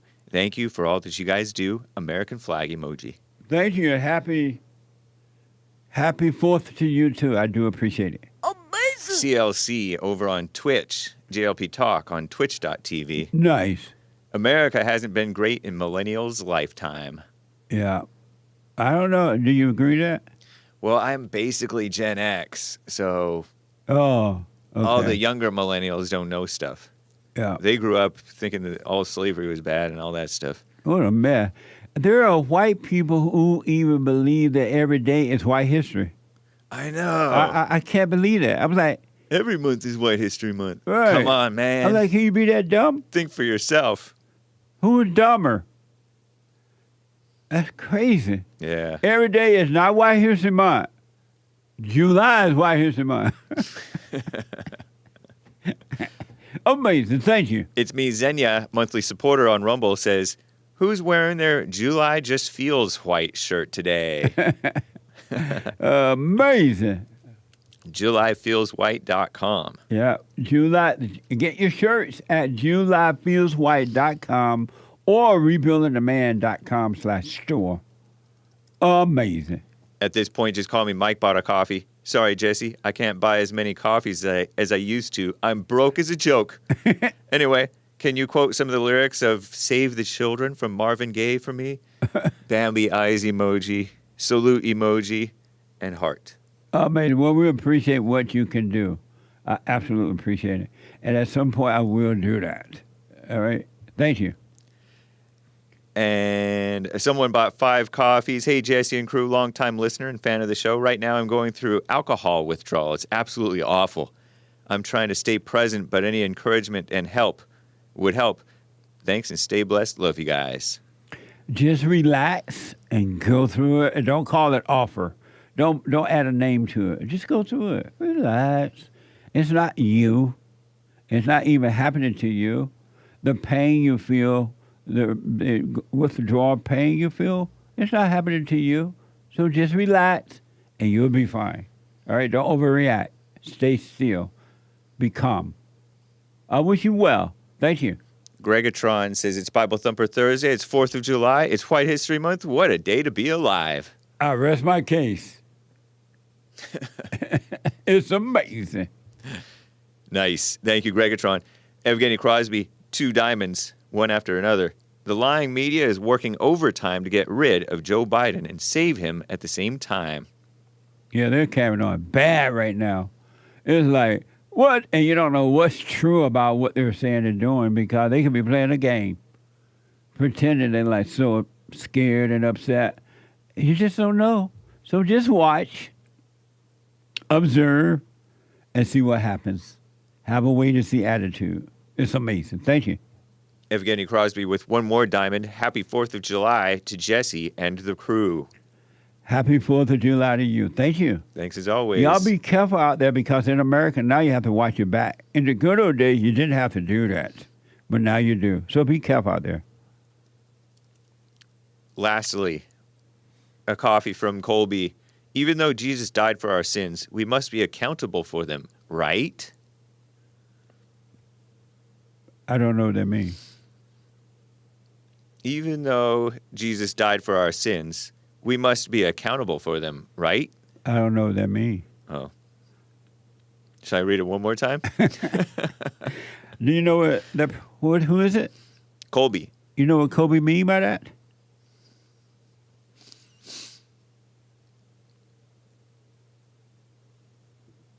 Not exactly, but we're responsible for our actions and wrongdoing, right? we go to HE. We put ourselves in and go to HE double toothpicks, right? Hell. What the? Colby, right? Yeah. Colby, call me, cause I can't respond to that. I don't know what it means. But thank you, I appreciate it. Is there any sense where we're accountable for our sins? Is that a question? Yeah, it's a question. What's the question? Is there any sense in which we're accountable for our sins? How can you be accountable for them? Because they came out of you. They're in you, something like that. Something like that. Pardon me for mumbling. Did Jesus say we were accountable for them?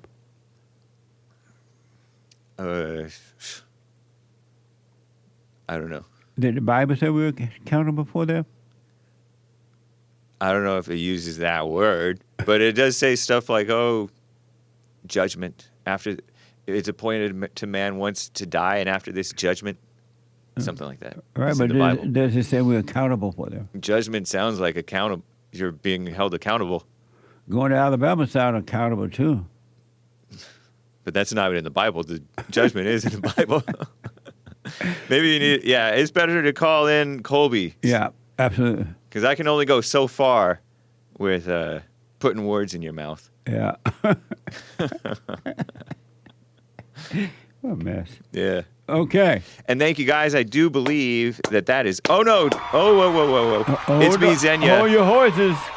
It's me, Xenia, donated a Rumble rant. No isms, but patriotism for the 4th of July. Strong arm, Christian cross, and all that. And Dawn says also, I see what you mean, JLP. Evil has been running wild. Also, a customer at work looked at me with a hard-faced hate for no reason, and she was black, still is. And I thought of what you have said. Right on. Stay with it. Stay with it. Stay with it. Amazing. And the first one with the muscle thing? Yeah. Who was that? Xenia. Thank you, Xenia. Shout out to Dawn and Xenia. Yeah. And thank you, guys. Now that's all for now. Thank you all very, very much. Amazing. So let me ask before you run, Hake. You believe in God? I knew you were going to ask me this eventually, but I forgot about it. I don't know. I know that there is a God. Joel said he believes in God. I know that. I know he believes in God. He black. Do you believe in God? I don't know.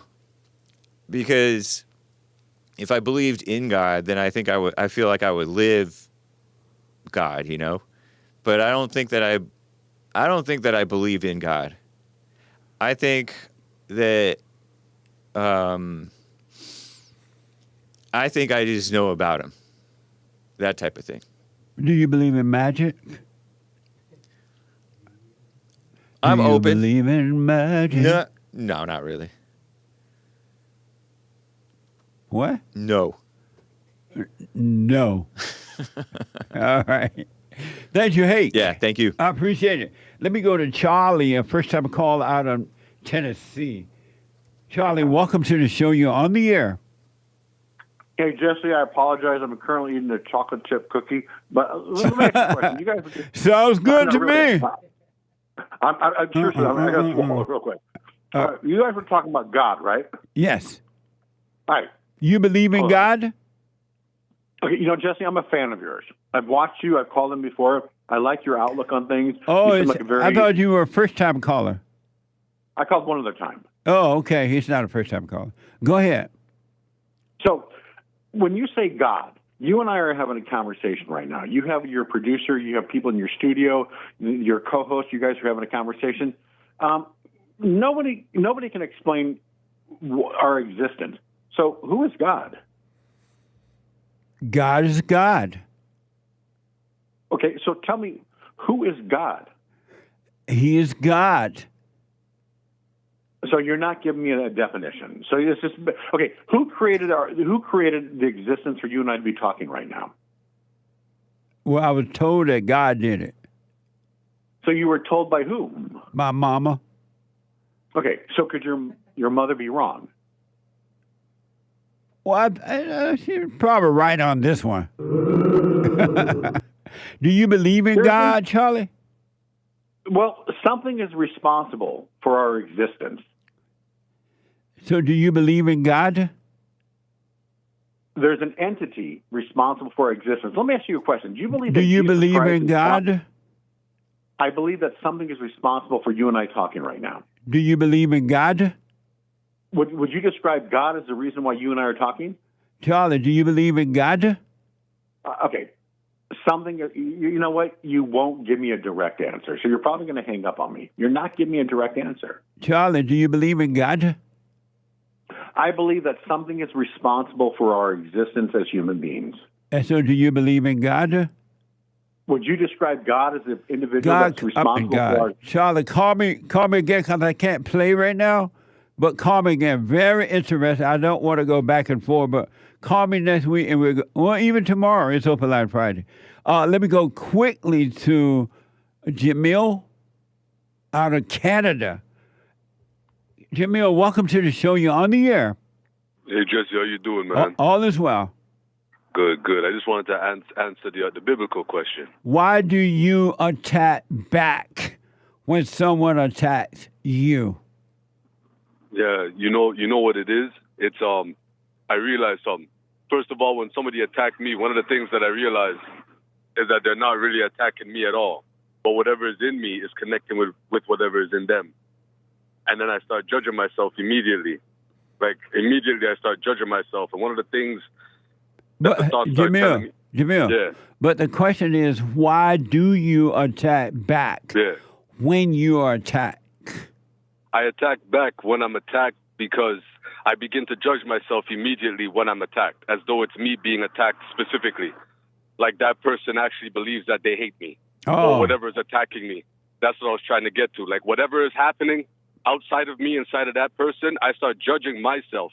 And when I start judging myself, I say to myself, I can't let you treat me like that, because I start looking at myself as weak. I start judging myself like I'm the weak one. I'm the punk here. I'm the B word here, and I can't let that happen. But it's not really me. I don't want to judge myself, but that's what I'm doing immediately. And because I'm doing that, I need to attack back to prove that I don't have to let this happen to me.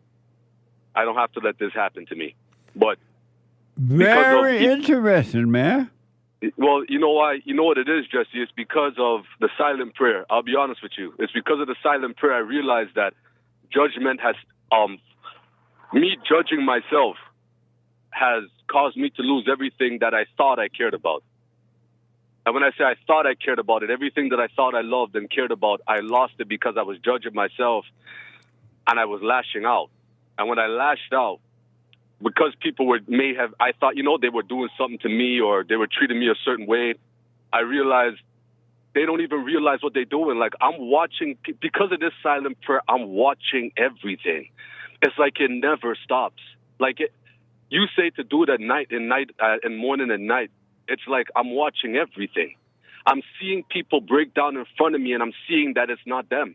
Like, I was at work the other day, and somebody started crying, and they said, one of my coworkers, they said, why do people treat me this way? I'm such a good guy. And he started crying. And then 5 minutes later, he started gossiping about one of my other coworkers. I said, what the? What the? I couldn't believe it. And I was like, And then something in me, because he started treating me the same way. Like one day we came to work, he said, "Can you wash my lunch dishes for me?" Because we have a kitchen. So we eat our lunch and then we have a kitchen. He asked me to wash his dishes. He's the manager. I looked at him and I said, "No." And I started laughing. I said, "This is amazing." And something wanted me to tell him, don't ever ask that again. But I realized whatever was telling me to do that wanted a conflict to occur, because that guy he's evil. I'm evil and he's evil. And he was not going to take lightly to me telling him, "Don't ask me those questions again." Yeah. And one of us would have had to lose. Yeah. And it wasn't going to be me. You understand? So once I realized what the silent prayer was doing for me, what it's actually doing for me, Jesse, it's amazing. It's amazing. It's amazing. Stay with it. Stay with it. Stay with it. I don't care what situation comes, what happens, who turned against you, what they say about you. You stay with it. Just stay with it. Just live your life. That's amazing. And I appreciate you responding to the biblical question. I will put my 2 cents in on Sunday if the Lord is willing and the creek don't rise. All right? I appreciate you, Jesse. God bless you. I love you. I love you bad, man. I love you bad. You're Thank a you. good man. Amazing. You're a good man. Stay with it, all right? I love you and appreciate it. Happy 4th. Happy 4th. Happy White History Month. July just feels white. It's feeling white. That's right. All right, man. Thank you, buddy. Amazing. All right, bye. Bye now. Let me go to Adam out of Indiana. Let's see here. Adam, welcome to the show. There's one line open now, 888-7753-773. Adam, welcome to the show. Good morning, Jesse. Hey, Adam. Is it beta to cry? Yes. Yeah, always? There is a time to cry. Let's say that if it does, just let it come and go. Don't hold on to it and don't identify with it. Don't get a thrill from it. Amen to that, Jesse. Amen to that. Well, it's Bible Thumper Thursday today. Do you cry? Rarely I do, but yes, yes, I do. And why do you cry? I haven't cried in a while, but normally it's over pretty things. You know, normally it's over me thinking about the world, God's creation. Maybe I saw a little kid do something nice for another person, and it sort of touches me inside. And why do you cry over those things? Faintest idea, Jesse, faintest idea. But those are things that evoke these little emotions inside of me where I'm all like, "Oh, that's so sweet." And yeah, no, that's a great question. That's a great question. I don't got the faintest idea why that happens right there. Adam, do you believe in God? No, Jesse, I do not believe in God. And why not? Because I know God exists. Because I know God exists. God has showed me God exists. And how do you know He exists? Because I asked for proof, and it was given to me, and it was my proof. It wasn't your proof. It wasn't nobody else's proof. It was just proof between me and my Father, and He gave me the proof, and ever since He gave me the proof, I don't believe no more. I know. So if you know He exists, what you crying for? Like I said, I don't know. I don't know because it's not a thing. It's not a thing I think about. You know, I'm not thinking about to cry. I just, like I said, I see that beautiful thing happen, and I start being a woman, I guess. Start being like, "Oh, that's so cute right there." Adam, thank you. I got to take a break. 1 more hour to go. Back in a moment. Hate news, not the fake news. Thank you, Adam. Back in a moment. 14-year-old, and a 10-year-old. And I got to tell you, introducing the silent prayer to my family, instead of just sitting down and saying the same old prayer over and over again before we eat our meal, to just be silent, bringing all thoughts into captivity. Brother, that has been such a huge, huge blessing in our lives. I just want to encourage anyone to try that out. It's amazing to look around after we've done our silent prayer before we eat, to see the excitement in my kids' faces, like, "Oh yeah, Dad, I had a bunch today." Or the other one will be like, "Yeah, you know, I had a couple things that I've been thinking about." It really takes root, Jesse, and so I want to thank you so much. And ever since then, it's been absolutely amazing. So thank you so much. You're welcome, Tony. Stay with it. Stay with it. Stay with it. You're going to know God and His love. It's going to be amazing, man.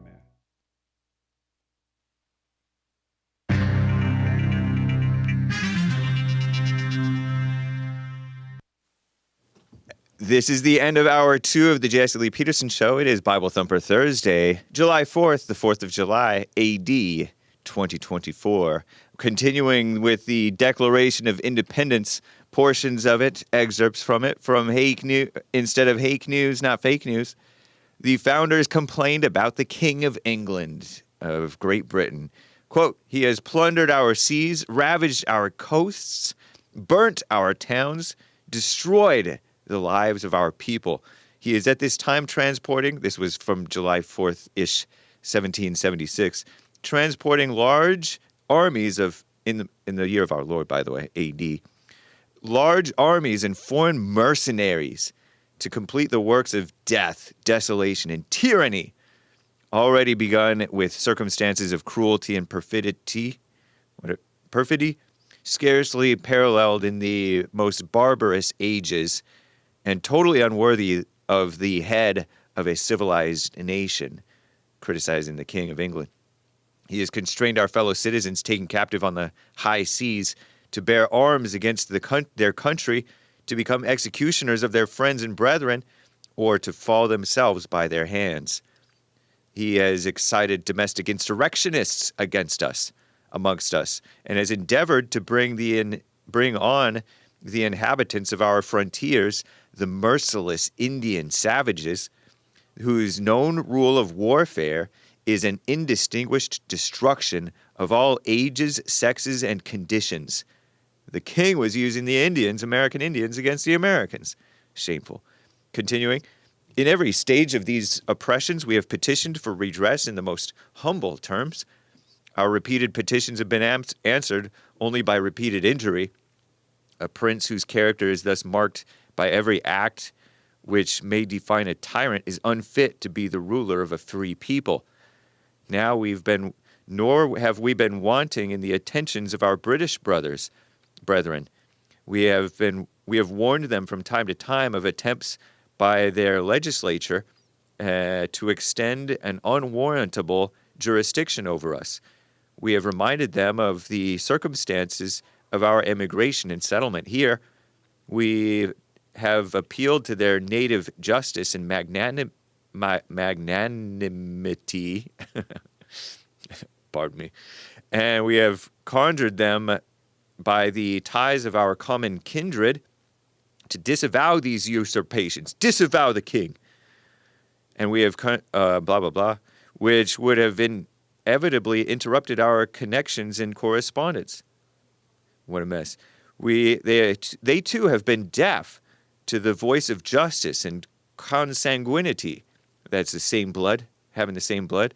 We must therefore acquiesce in the necessity which denounces our separation and hold them as we hold the rest of mankind enemies in war, and in peace, friends.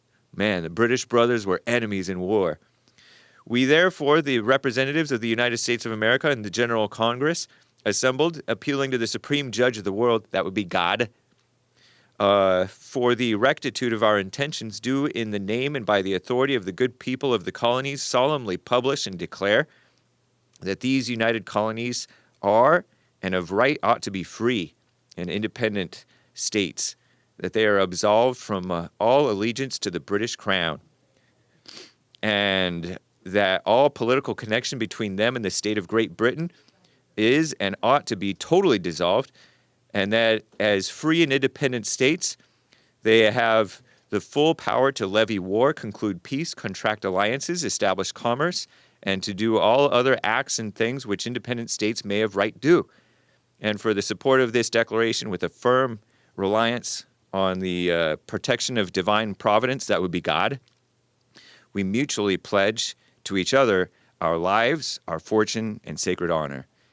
And it was signed in Georgia by Button Ginowit, Lyman Hall, George Walton, North Carolina, William Hooper, Joseph Hughes, John Penn, in South Carolina, Edward Rutledge, Thomas Hayward Jr., Thomas Lynch Jr., Arthur Middleton. In Massachusetts, John Hancock, all big. In Maryland, Samuel Chase, William Paca, and other ones, a bunch of them, other ones. I'm James Hake.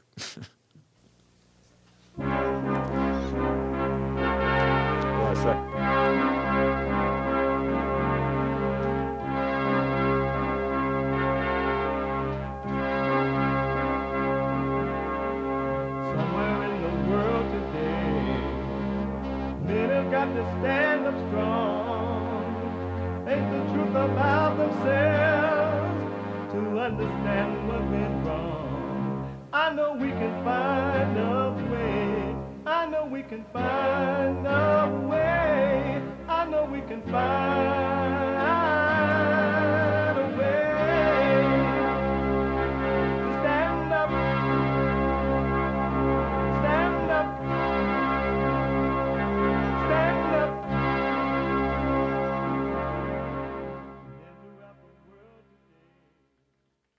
Uniting the races with truth instead of dividing them with lies. We're also rebuilding the family by rebuilding the man. I'm Jesse Lee Peterson. Welcome to the third hour of the show already. You can get involved by calling 888-7753-7733. There are two lines open if you want to jump in there. 888-77-JESSE. Jesse, Jesse. And my biblical question for this week is a doozy. Why do you attack back when someone attacks you? Why do you attack back when someone attacks you? An amazing question. You can watch the show. If you're busy, you still could be watching the show, doing whatever you're doing, laying up at a beach, exercising, whatever. You could be listening to the show on your iPhone or iPad by calling the listen line at 605-615-4131. That's 605-615-4131. And to donate and have your comments read out loud, go to buymeacoffee.com/JLP Talk. buymeacoffee.com/JLP Talk or Bond JLP Cash App. Bond JLP Cash App. All right? And don't forget to follow us on social media. Y'all know what to do, right? Hit the bell here. Ring the bell there. Like, follow here. What the? And blah, blah, blah. Y'all know what to do. We're on JLP on X here. And Jesse Lee Peterson on Instagram here. Come on, man. Amazing, huh? So y'all know what to do. So all that good stuff. We're also on rumble.com/Jesse Lee Peterson and cozy.tv, where Christ is king. Cozy.tv, where Christ is king. Amazing. So it is Friday for the new list. Y'all might not know. And we take all the calls, but every Friday is when we give Bible thumpers a little bit more time. Every Friday is, Thursday. Every Thursday is Bible Thumper Thursday. The sign outside the New Era Baptist Church in Birmingham reads, "A black vote for Trump is mental illness." I am the daughter of two pastors. You will emerge from that as an atheist. For sure. President Joe Biden is only the second Catholic president. The Pope is like, if you don't... They call him the Holy Father. Ain't nothing holy about the Pope. God, why? Why George, God? Holy mackerel. You preach for us and then tell us what it is you mean. I can't believe you people follow a man. Amazing. Amazing. So, before I go to the calls and the super chats, you know that is White History Month, right? July is White History Month. We celebrate White History now, 7th year this year. And we do celebrate White History because we need to remember and not forget the men, white men, who founded and created the greatest country on this side of heaven with the help of God. And so we want to remember, because everybody, not everybody, but most people are working desperately to make you forget, to encourage you to forget instead of remember this great country. Happy 4th of July to you, all right? And also, we're going to be celebrating. We're giving you an idea of what's going on behind the scene and all kind of stuff. And we've been telling you for a while, and thank you for your support, by the way. Your donations to rebuildingtheman.com in helping us to rebuild the family by rebuilding the man. Also, it's a nonprofit, so it's tax deductible. And also, you're helping us with our Entrepreneur Academy. We have an Entrepreneur Academy that we're teaching men how to start businesses. And or if they have a business, we try to show them how to enhance the business. We have a credit union where we loan them the money, and then they pay back with interest, small interest, so we can keep it going. We tutor, we counsel men and women, families and individuals by phone, Skype, or walk-in. Amazing books that I've done. We also we have a men's forum the first Thursday every month. We're not having it tonight because of 4th of July, but the first Thursday of every month. And then we have the third Thursday for ladies only forum. And then Sunday morning meeting for everyone and their mama. Everybody and their mama. And then we have, what else we do? Just everything. Counseling, I said that. And merch and all kind of stuff. So we've been telling you for a while that we're starting a network. And we're working on this network. And what I want to do is 24-hour talk network with men only, 24 hours. And so we're building it one person at a time. And you all have been so kind and continue to be so kind as to help us to get that done. And today, before I play this soundbite, I want Joel Friday, he black, to tell us what we're about to see about the network. Tell us what we're about to play. Should I do that? Have you seen the video? Oh, you haven't seen it? Did you see it? What you're talking about? Yeah, I don't know what you're... Oh, the Punchie TV thing? I don't know about the video. Oh, it said go to Punchie TV and watch the network. That's not a video. Oh, not a video. Oh, tell us about the network there. We have the Punchie TV.network, and we're announcing it today. It is up and a lot. Nobody knows how to explain it. It seems like y'all don't know what to say about it. No, it's just Anybody know about it? you're Do saying y'all know something about the Punchie confusing TV? when you say it like that. It's not Punchy.network, but Punchy.tv. There's two different things that it's not.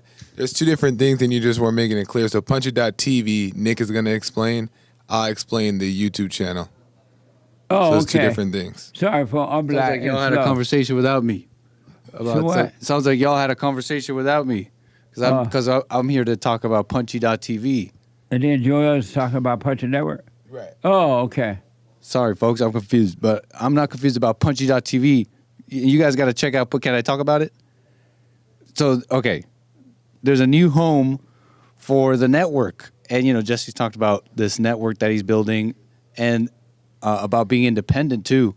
And what's really cool is what we've been working on in the background and is now currently live at this very moment. You could watch the Jesse Lee Peterson show right now at our very own home on your phone, on your computer, on your laptop, on anything that has connection to the internet. You just type in punchy.tv. That's PUNCHIE.TV.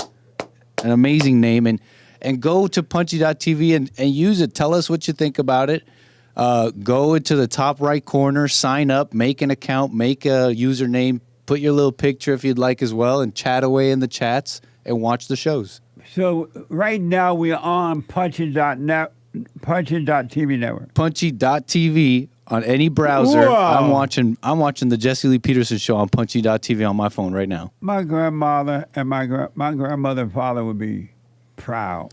Punchie, not with a Y. No, it's not a Y. Punchie.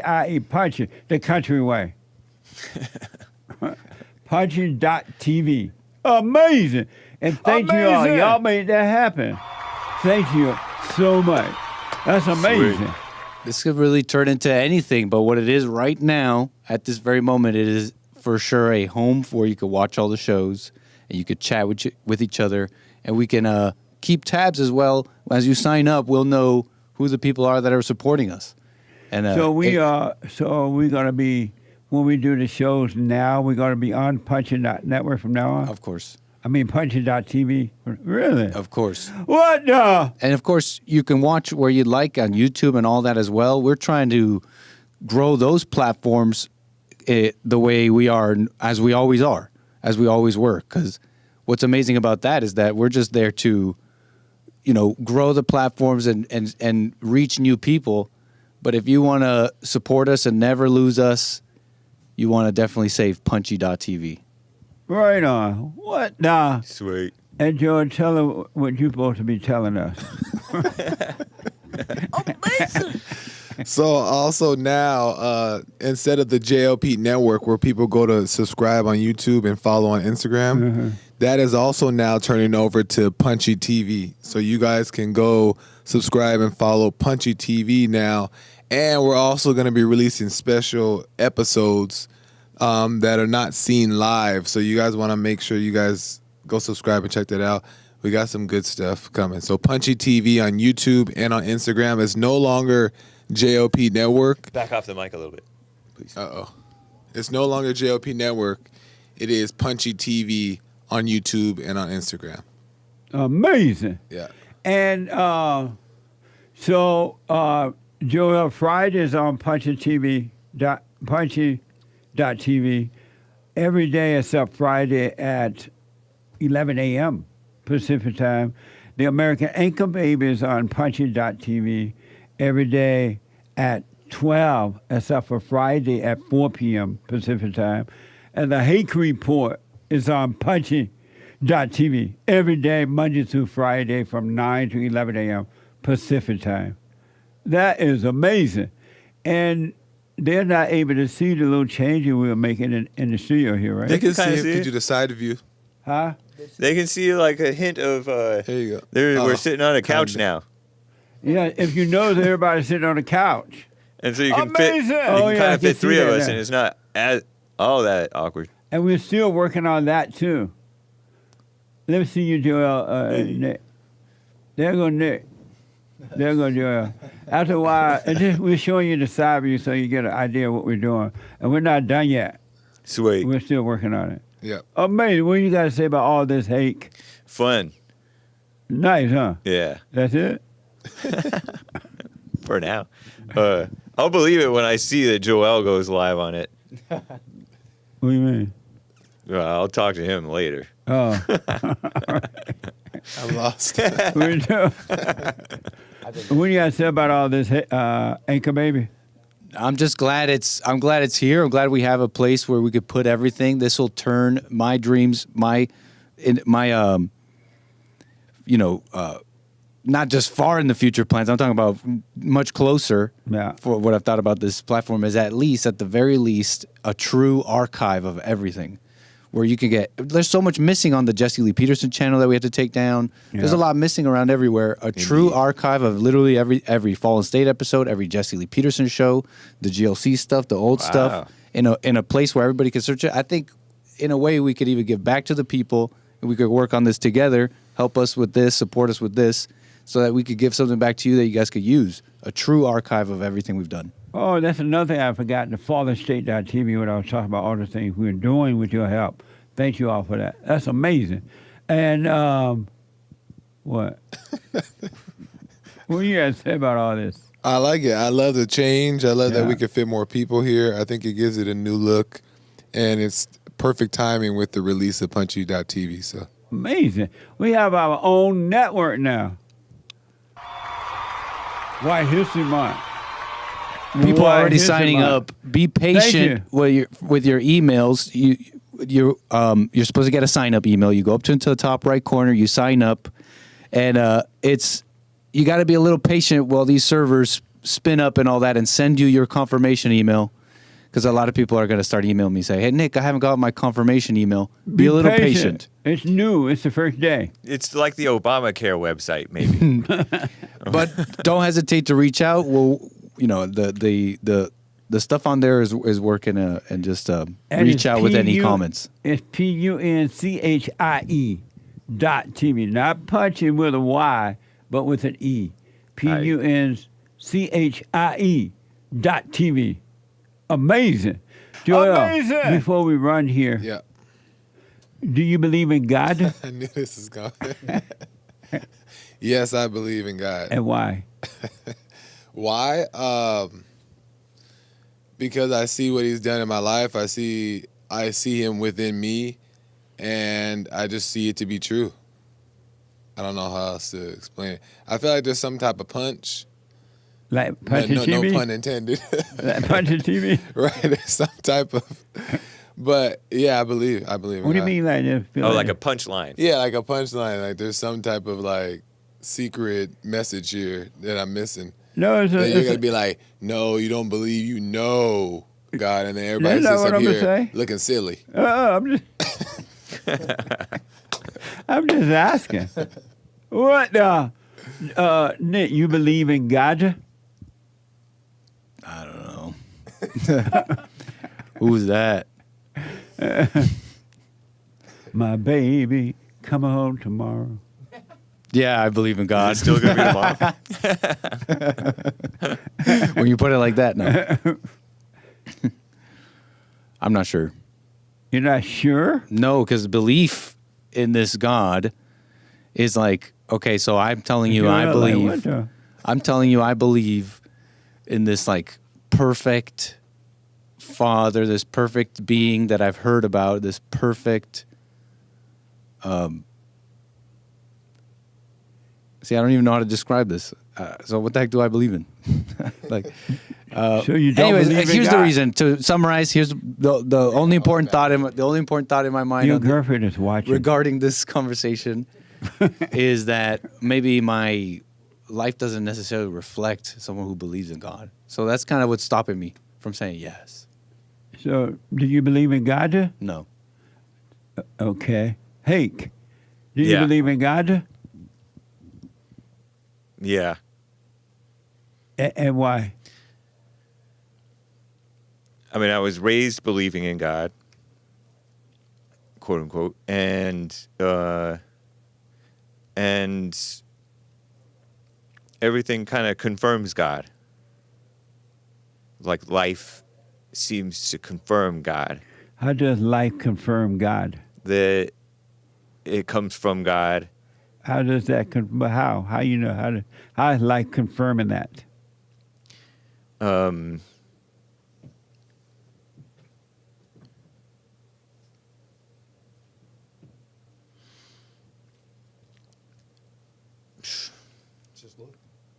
you still there? I'm still here.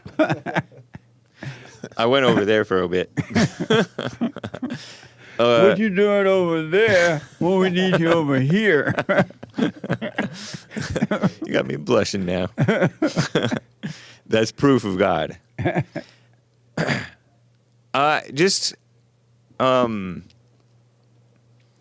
people who, the most honorable people worship and acknowledge God. The most honorable people? Yeah. You ever hear Trump worship God? Yeah, I mean, he acknowledges God. He says, we don't worship the government, we worship God. Right on. So, now. No, they're not like all God thumpers, but the ones who deny God are just kind of lost, or the ones who play God are just lost. Amazing. Yeah. Joel. Yeah. Does the Bible tell you to believe in God? I'm not sure if the Bible says believe in God. So where do you get the idea to believe in Him? Because I just do believe. Where you get I it do from? believe. I mean, I'm sure I definitely got it from like teachings growing up to believe in God. Right. 'Cause, like that's just the way they phrase it. Right. But I mean, whether I have the wrong wording or not, I do believe what I believe about him or believe in him is real and true. So. And so anything confirm God for you? You know, Hake said his body confirmed God. Not my body. Well, that too. That too. What did you say? Your life? Yeah, What did you say life. confirm God? I forget. Yeah, I mean, like my life as well, meaning like things that I've seen that happens in my life, like what I experience, that's the changing from myself within, like how my life has changed from a 180 from when I was even to high school to now is just a totally different thing. The way I deal with people, I definitely see God to be true within myself, and then And that was the fruits of confirm it? fruits of my life. Yeah, for sure. But Okay. I appreciate that. Thank you. What was the question? Do you believe in God? No. Oh. Does the Bible say believe in God? The Bible say believe in God. I'm not sure if the Bible says believe But in you God. was a Bible thumper one time. Yeah, but I just like Bible thumped the New Testament. Some of the new books of the Testament or the New Testament. Does the Bible tell you to believe in God? Nick? Wait. I don't know. I don't know if it says that. Oh. I have no clue. Oh, okay. Yeah. Because you rebel. Yeah, I rebelled. Does the Bible tell you to believe in God? Yeah, I think so. Where? Jesus said to believe in God, I think. John 14:1. This is from Derek. Believe in God. Believe also in me. Yep. That's the one I was thinking of. Amazing. Nice. Boom. Thank you, Derek. But Jesus said that. Yeah. Believe in God. Oh, okay. Did you know that, Joel? I mean, no, I didn't know that specifically said in there, but I Right. do believe that believing in God is a good thing. Meaning, like, people should believe in God. They should know that they believe in God. I'm trying to understand what you mean by it. That's what I'm trying to uncover. It's just a question. But I feel like there's like a hidden message here. What do you mean? What do you believe in God? I'm just asking the question.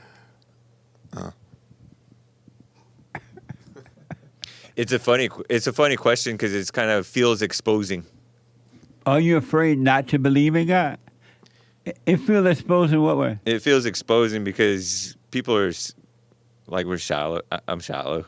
I'm not thinking about this stuff. And I'm busy thinking about my life and my worries and stuff. And then you ask me some basic Christian question. So you're busy thinking about your baby. You ain't got time for nothing else. Yeah. Too busy. Remember that song? No. Too busy thinking about my baby. Ain't got time for nothing else. You heard that? No, I never heard that one. Really? We can share this mic if you You heard that one, Hassan? No, sir. Too busy thinking about my baby. Ain't got time for nothing else. It's a nice, Hake is too busy thinking about his baby. He ain't got time for nothing else. It's true.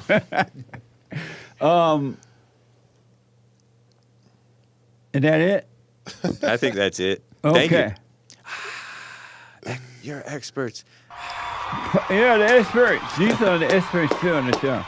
I'm surprised y'all, well, I'm not surprised y'all haven't heard songs. They don't make real music anymore. Oh, come on. Come on, what? Typical boomer take.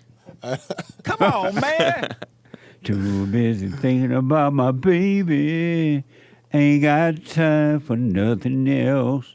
And then it go on and on. Anyway, so check out Punchie TV, right? Punchie TV. Punchie.tv. And Punchie TV and on we're like YouTube. live on Punchie.tv right now. Our own home. We got our own home. We ain't waiting on the white man. We built our own home. We ain't waiting on the white man. or trying to take the white man's house. Amazing. And that's it for that. Yeah, and then follow Punchie TV on YouTube and Instagram. Follow Punchie TV. What? For real? Amazing. Oh, yeah. Nice. Repeat that. Punchie TV on YouTube and on Instagram. So tomorrow, can we have some little clips to play? Is that possible? Or no? Clips to play? What do you mean? On the Punchie TV thing. We don't. I don't know. I'm just saying. We'll figure it out. It sounds professional. We'll figure it out. It was a nice suggestion from that super chat, that coffee. What little they say? promos of each person. Oh, 10, 15 Maybe second that's where I got the idea snippets. from. Oh, this ain't dead. We will have some content to share, though, soon. Oh, okay. Yeah. Right on. And so, again, thank you all. You made it possible. You made it possible. You made it possible for the sun to shine. You made it possible that we'll have Punchie TV. You made it possible that we have Joy of Friday TV. Amazing. You made it possible. We have the American Anchor Baby. Amazing. Under that word. You made it possible that we have Hate TV. I don't need it. Amazing. .TV. No, Hake. Report. Hate report. You made it possible. So thank you all very, very, very much. So we got a lot of stuff going on with your help, and I'm grateful. So go to rebuildingtheman.com, and also or you can call 800-411-BOND, 800-411-2663. Thank you for that, hey, but I won't need it. Okay. I appreciate it. Let's just take one call before you guys go. Let's go to Brian out of North Carolina. Brian, you're on with Punchie.TV. Hey, man, congratulations to Punchie TV, man. That's great to hear. Amazing. Thank you. And happy White History Month. Happy White History Month to you, too, and happy 4th of July to all y'all. Thank you, man. Absolutely. You too. Right on. I wanted to tell a quick little story happened to me last week. I think it was on Wednesday. They sent a new helper out with me, and I listen to your show all day while I'm at work, just out loud, because it's just easier to listen to that way. But he was listening, and he recognized you, and he was talking about you a little bit, whatever. It was kind of quieter. But in the Hake report that comes on 9:11 a.m. Pacific Standard Time, I was listening to him, and Joe came on. Not Joe, but John from Kentucky came on. And I was like, hey, this guy's a black Hebrew Israelite. And he looks at me, he goes, I am too. I go, wow, that's amazing. And then the next day came, and you mentioned White History Month, and he was like, White History Month? He's like, what the heck is that? and I was like, it's the 7th year, man. We've been celebrating. That's right. I sang the song to him. I was like, we got a song. I sang it to him, and he loved it. And and it was just amazing, you know. And something I asked him at the end of the day before I let him go, because that was the last day he helped me, was on Friday. I asked him if he believed Jesus was God. And he said, no, he's the Son of God. And I asked him, I said, so what does that make Jesus to you? And he didn't have an answer for that, besides just saying that Jesus was the Son of God. And when I offered to him that he was his brother, he had just never thought about it like that. Yeah. And it gave him something to think about when he left. Is he black? As the ace of spades. He black. Amazing. Amazing story, Brian. Thank you so much for that, man. And happy White History Month. Happy 4th of July. Thanks, Jesse. And thanks for out there being out there, putting the word out there too. Thank you. Right on, Jesse. I'm honored. And I want to say one thing about your question. You've been asking everybody if they believe in God. Hold on, Brian. Hold on. Let me take a quick break. Back in a moment. To God, it is the best counseling service. Treasure chest is opening. Oh, the treasure chest is now open on D-Live. Families and individuals around the world. Most people are unhappy. They're miserable. They have rough lives. They're depressed, suicidal, young and old, of all races. I understand, I know why, and I do understand it. Because exactly what's happening in me is happening with everybody outside of me, inside of them. And I've noticed that with those who really, really, really want to understand, they overcome it just like that, out of one counseling session. If you need counseling, you can go to rebuildingaman.com or call 800-411-2663. 800-411-BOND. Best counseling service on this side of heaven.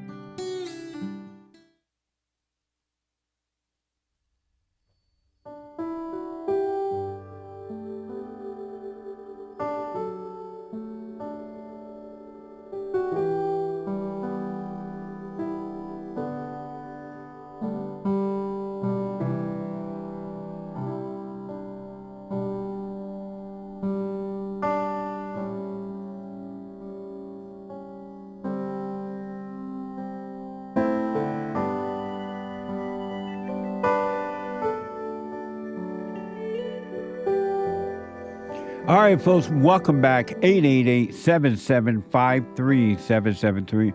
Happy 4th of July. Happy White History Month. And thank you all for helping us with Punchie TV. We're live on Punchie.tv right now. Amazing! And we got the name Punchie because when I was a little kid, my grandfather named me Punchie. I think my grandfather, they said, named me Punchie. So that's what Punchie with an E, Punchie, not Y. Because it was country, nobody knew anything about no Y. Punchie.tv. All right, we're going to move as many calls and super chats and all that as possible. But first, before, let me just let Brian make his final. Brian, you want to make one other point. Yes, sir. I'll make it quick too. Yeah. You asked everyone if they believe. Well, you asked the panel if they believed in God, and I just want to say, do you believe in God? No, sir, I don't. Why not? And because I've come to know God, and how do you know Him? Because I went and forgave, and after I forgave, it was like I began to be able to see things clearly, and the more that I'm able to just see them and not do anything, the more understanding I have, and I just see God working. Amazing. I know that I don't have any control. I'm just sitting there watching it, man, and it's amazing. Oh, amazing. Thank you, Brian. I gotta run. I appreciate you, though. All right, Jesse. I just wanted to say, though, real quick before you go, believing in God is like standing on the edge of a cliff with a parachute on and being afraid to jump. Ooh. I wish y'all well. Thank you. Jump, Joel. Okay, thank you, man. I appreciate it. Bye-bye. Bye now. Jump to it. This is the 4th of July. I'm going to start with Hake first. Okay. The 4th of July. What does that mean to you, the 4th of July now? And how your day going to, what? The 4th of July is for family and family that likes the country.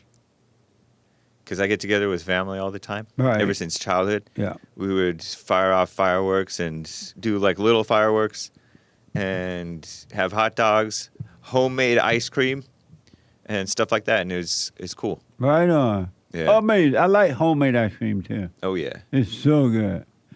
4th of July to you. Means America. Means Independence Day. Really? Yeah, that's all it means. It's all it should mean. But it's not but it's a nice thing for me personally, just because of my story, I guess. Oh, living in these amazing countries as an anchor baby. You know, Canada as well. July 1st is their Independence Day. Amazing. So I think of these days fondly. I'm thankful. Nice. Was it always? Never mind. I don't want to. It's unpleasant. It has. Is it always Pride season back when you were growing up? Even from the time you were growing up? No. Okay. Even in just my lifetime, it's been quite a change. Wow. In the Magna Carta countries of North America. What a mess. Crazy. What does that mean? Europe, the white people. Well, Europe. What's he talking about? Yeah. I said Pride season because in America they made last month so-called Pride Month. Mm-hmm. In Canada they made it Pride season, the whole entire summer. Oh, for the 4th of July? No, it's not for the 4th of July. It's the opposite of the 4th of July. It's for the LGBT mess. Oh, and how does that relate to the 4th of July? Because look how much this country, Canada, has changed in the lifetime of just the anchor baby. It's just. Oh, I see. Yeah, that's why I hesitated to bring it up too, because it's not 4th of July. I know. What the? Hard and Hake. Always a downer. And the 4th of July mean what to you, Joe? Well, I mean, growing up, I've always just seen it as like celebration. Even since I was little, it was always like a celebration. Even during the day, we would go to the Rose Bowl or go to the beach. It was always like a thing, and it was always sunny, and everybody is wearing the flag and stuff like that. Over the recent years, I've seen people stop doing the flag because it feels controversial, I guess. What the? But it always... Racist. Yeah, like I think I brought a towel that was the American flag, and people were kind of looking at me like, "What the?" And it was on 4th of July, so that's interesting to see. Yeah, but it's always felt like celebration and like positive vibes. It was an amazing time for me when I was growing. I never thought 4th of July could go to this, where people are almost afraid to celebrate it. Yeah, exactly. Do you have to watch your back when you're out now, even for 4th of July and all that kind of stuff? I mean, I just watch it anywhere, everywhere. Yeah. Anyway, but for the most part, when you're going, I mean, I go to like places like Huntington Beach. Oh, you hang with the white people. I know, but you heard about what happened in Newport. Yeah, I know. It's getting crazy all over the Newport's place. nicer than Huntington, even. Yeah, they're taking their crimes over there now. What a mess. But Terrible. Huntington, for the most part, since growing up, has always been very conservative and very like pro, like life and stuff. Is it still like that? Yeah, for the most part. Oh, I mean, okay. when COVID hit, they weren't wearing masks, even in the middle. Oh, nice. They weren't wearing masks. Everybody was doing their own thing. So I went down to a nice Stop over the Steal rally, which I disavow, but down in Huntington Beach during, when Trump was trying to win. Oh, amazing. Yeah. One last thing, y'all got to go. It's White History Month. Yeah. So I want to remember one person today. Caitlin, what's her last name? Clark. Isn't she amazing? Indeed, she is. When you think about what's happening with her, speaking of white history, she's making history. No, what's crazy is that the way she's handling this type of stuff is pretty crazy because, well, for one, she's close to her father. Right. So that's one thing. Yeah. But for two is that they're all after her. They're really all after, whether it's physical, whether it's comments, whatever, but she's definitely staying calm and not overreacting and just doing her job, which is playing basketball. So I hope she stays like that with the mess, just stay calm and don't attack and just go on and do her thing. Yeah, and do your thing. And on top of that, they always ask her in little conferences what she thinks about it. She always gives a positive message to the other ladies, at least from what I've seen. Positive message, and she doesn't talk bad about even the people that dislike her. So the black girls are ticked that a white girl putting them to shame instead of enjoying it and jumping on board and agreeing and having fun with it. They are ticked. They're like, now we're going to have to play harder. We got to rise up to the white lady stand. Well, the thing is that they're not realizing is that there's a full picture when it comes to being good at something. Like the other girls, they're not that they're bad, but Caitlin has the full picture, the star quality. Like she's not overreacting, she's not acting crazy, she conducts herself properly. People want to see that opposed to like somebody that's all over the place. Is Trump her daddy? I don't know. What? No. What do you think about Caitlin? Caitlin Trump? Talking about Caitlin Trump? Hey, I'm just telling her, I just wish her a happy White History Month. Right on. Amazing. Did she got put on some basketball team or something? All-Stars. All-Star. What does that mean? WNBA All-Stars. What does that mean? I don't know. It's the best people from the league come together as one team. Kind of thing. And she's on that. And that black girl, that jealous black girl, is on that team with her. What's that guy name? Angel Reese. What's that guy name? Is it Angie Reese? Something like Angel Reese. Pretty sure. And she seemed ticked. Yeah. She's so ticked. Her braids dried up. She can hardly see through her eyelashes. So what do you think? Anything else you want to say about her? No, just happy White History Month. Happy White History Month to Caitlin Clark. Yeah. What do you guys say about? She's just amazing. Yeah, she's my heroine. Well, Hake is in love, so it's different. Well, just like a niece. I love her like a little niece. Because she's like 22, something like that. Oh, she's that young? Yeah. Wow. I almost wore her shirt because I have a shirt or two. Yeah. Shout out to whoever sent me my second shirt for the first day of White History Month. But I thought better of it. But yeah, I'm right on. Keep it up. Nice attitude. Are you surprised that gal Reese, whatever her name is? Angel Reese, yeah. And why is she so jealous of it? She appears to be really jealous of Caitlyn. Yeah. I don't know much about her early life, Angel Reese, Right. but I feel like that is common among the rap culture. They're like, saying, I'm the best. No, I'm the best, or whoever. That's common among like the flashy culture, and blacks have this. A lot of these younger blacks, especially, have this. They fall into this flashy thing where they don't know to be humble. Oh, a lot of them. Wow, you notice Reese is jealous. I think that it's displayed a lot with in the black community in that way is because they forget what it means sometimes to conduct yourself properly as well. Manners and being proper and being decent. And Caitlyn Clark has that full package. I think I said it on my show a while ago is that like people want to root for somebody that is a positive image. They don't want to root for, attitude and aggressive behavior. Yeah, they don't want to root for that. They want to root for something good. So if everybody is capable of it, but instead of being mad at somebody else, why don't you just work on the full package so you can have that as well? But instead, they'll just blame it on her being white, her being not fair, and all that stuff. So Amazing. White is polite. Well, happy White History Month to Caitlyn Clark. You are amazing. Nice. And keep up the good attitude. Don't let them get to you, no matter what they call you. You just go out there and play that ball and make your daddy proud. Amazing. Congratulations. Thank you, guys. Nice. Thank you.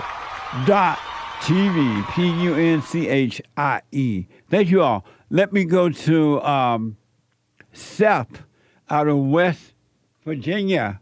Let's see here. Seth, welcome to the show. You're on the air. Hey, Jesse. Good morning. How you guys doing today? All is well. How are you? I'm doing very well as well. I just wanted to answer the biblical question that you had. Why do you... show me the biblical question. Why? Because my computer died out. Why do you... attack when attacked? Why do you attack back when someone attacks you? My belief is that we want to conserve ourselves. No, the question is, why do you, Seth, attack back when you are attacked? It's a feeling that I have, so it's definitely would be my ego. Just probably other things that have happened in my life. So you attack back because your ego, the feelings, the ego, and because of other things that happen in your life, you say? Yeah, just that additional flavor, whatever relationship I might have with things outside of my control. Okay. Amazing. Well, I appreciate you responding to that question, and I'll put my little 2 cents in on Sunday. If the Lord is willing and the creek don't rise. Thank you, Seth. Thank you. And happy White History Month. Happy White History Month. Right on. Same to you. All right. Amazing. Let me go to Chris, our first-time caller out of Florida. Chris, welcome to the show. You're on the air. Hey, good morning, Jesse. How are you? All is well, Chris. Thanks for calling. Nice. I could start with the biblical question. Why do you attack back when you are attacked? That's pretty simple. It's just evil trying to play with evil. So why do no you different than attack back when someone attack you? You said evil trying to play with evil? Yeah. What do you mean by that? Evil in you, the evil in you trying to play with whatever else is out there. So no, why do you? So you saying the evil in you trying to go to evil someone else? That's right. And how do you know it's the evil in you? Because I can see it. Really? Yes, sir. And why don't you overcome it? I have. Nice. Amazing. Well, I appreciate that, Chris. And I'll put my little 2 cents on Sunday. Thank you, man. Cool. I got one more thing. Yes. I'm a friend of Hassan, and I sent you guys some mangoes maybe a month ago. Oh, you sent those? Yes, sir. Thank you, man. How were Wow. Not so you enjoy good. 'em? You know what happened? No. By the time we got them. Oh, okay. I got you. Yeah, I think they said because you put them in plastic foil. Probably. Yeah. But don't put them in a it plastic. amplify the rightness. I got you. Next season, I'll send you some more. I'm about to say send us some more, but don't put them in a plastic form this time. Yeah. I've got a small farm out west of where I live. Right on. And I do have some more coming into season, some different varieties. So when they come into season, I'll send you guys some more. Make sure to do that, and thank you again, man. It was well received. Of course, man. Anytime. And congratulations on Punchie. Punchie TV, huh? How about that? That's a long time coming. A long time coming, but I knew a change gonna come. That's beautiful. Yeah. And also, I would like to thank you. Hearing the message from you helped me see what was inside of me and overcome. Right on. Right on. Everything's been beautiful. My wife fell in line once I fell in line. Right on. And the children followed. Yes. So all is well in my household now, and I couldn't be more grateful. Man, well, stay with it, stay with it, stay with it. You have not seen anything yet. It gets it's better. Amazing. It really does. Stay with it. No matter what happens, you stay with it. Absolutely, man. And best wishes to you and your future endeavors with Punchie.com or Punchie TV. Yeah. And hopefully that explodes into something that gets the word out. Right on. Thank you, man. Right. Hassan, you want to say hi to him? What's going on, Chris? Hey, what's up, buddy? Yes, sir. How are you? Happy Good to 4th hear of from you, July. Yeah, same to you, man. I like that that shirt you got on. Yeah. Let us see it. Oh, yeah. Yeah. That's amazing, man. It truly is amazing. Yeah, there it is. Unapologetic. Nice. It's beautiful. That's beautiful. Yeah. Hassan, keep it up, man. I know you're on your own. You're on your own mission here to overcome as well. Yeah. And we all should be. Yeah. Absolutely. Thank you, Chris. I appreciate it, man. Have a good weekend. Enjoy your holiday. Yes, sir. You too. All right. Amazing. Right now. Nice. Let me go to Julie out of Connecticut. Julie, welcome to the show. You're on the air. Hi, Jesse. Thank you for taking my call Absolutely. again. Right on. I spoke to you Tuesday. I was the one that said I'm the head of my husband. Okay. What the? I don't want it that way. I'm taking your advice. We're changing things. Right on. I wanted to talk to you since this is Bible Thumper Thursday. Yes. I wanted to tell you a story that I think you might find interesting and that I'm still struggling with. Okay. I'm white. She white. And I have only, up until this point, gone to African churches. So I just got out of an African church. And when I say African, I don't mean African American. I mean they are born in Africa. So why you been going to an African church? Because I liked all the whooping and wailing and hollering and dancing. But they do that with the black American churches too. Oh. I first started out with an African. I got baptized in an African American church. Are you married to a black man? No. Oh, okay. But go ahead. No, I don't know. I don't know if it's because I'm Italian. I just gravitated towards that. So at this African church, and they're from Ghana, but they live here in Connecticut. They made me the administrator, so I became in charge of all the people. And the pastor is a male, but he has his wife sit next to him during the church service, and it's online. And I was with them. I was dedicated to them. I did everything that they told me to do.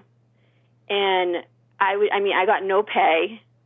If it was day or night, no matter what, even if I was wanting to go to sleep and they needed something, I'd get up and I'd do it for them. Really? So you like a white slave?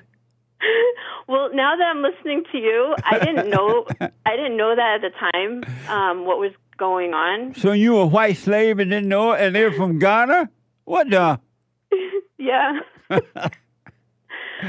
So and the whole time I was happy to do. I thought I was doing God's work. So after a while, things started happening with his wife, and I didn't know you at this time. So I just found out about you and your show for the past 2 months. And so don't say the name. Don't say the name of the church or their name. Okay. All right, go ahead. Okay. So I was getting a lot of compliments by the pastor, the male pastor, and by the church folk. And I don't know if that's what happened, but after me being sort of a leader in the church for a year, she destroyed me. The wife came after me. Amazing. She destroyed me. Why? I don't know if she didn't like that she wasn't being paid attention to as much as I was. Oh. I don't know if that was it. And but when you I went also, to her and asked her what happened, why did she do it, what did she say? She to this day will not speak to me. You tried to go talk to her about it? Many, many times, and I actually did a Bible Thumper thing, and I called her and I said, "You're supposed to talk to me because it's in the Bible that as Christian brothers and sisters, you're supposed to talk to me, and you're not talking to me, and you're going against the Bible." And what did she say? She ignored me. She still won't talk to me. So be done with it and move on with your life. You had no business up there in no all-black church. That's right, right? Yeah, what the? From Ghana. They gotta get you. So just wish them well. Don't be angry. Okay. Don't judge them at all. Just wish them well and move on with your life. You'll be fine. I'm trying. I am still a little bitter towards it because if you're bitter, you're totally wrong. All right. And you're worse than they are because you're judging them. Well, I want them to see what they did was wrong. No, you don't need them to see. You need to see where you went wrong. Learn from it. Don't become bitter. Be better. It's not your job to want them to see where they went wrong. That's on them. You're responsible for you, and they're responsible for themselves. Okay. So don't be bitter. Don't try to make them see anything. Move on with your life. Don't call them anymore. Just drop it and move on. Okay. All right. I guess I'm still hurt by the whole thing because I did so much for them. Only because you're bitter, and if you're hurt by what you did for them, it was all ego. It wasn't. It wasn't real. Oh, okay. Because I wanted something in return. Yeah, you wanted the thrill from it. Oh, look what I've done. I get up and get y'all water late at the night. All the people have to come to me. Yeah. It's all ego. So learn from it so you won't go down that path again. Well, the good thing is that when they got rid of me, even though they're lying about it and say that I quit, they got rid of me. They're telling everybody I quit. I found you guys. I found you, and I started learning so much more. Yeah.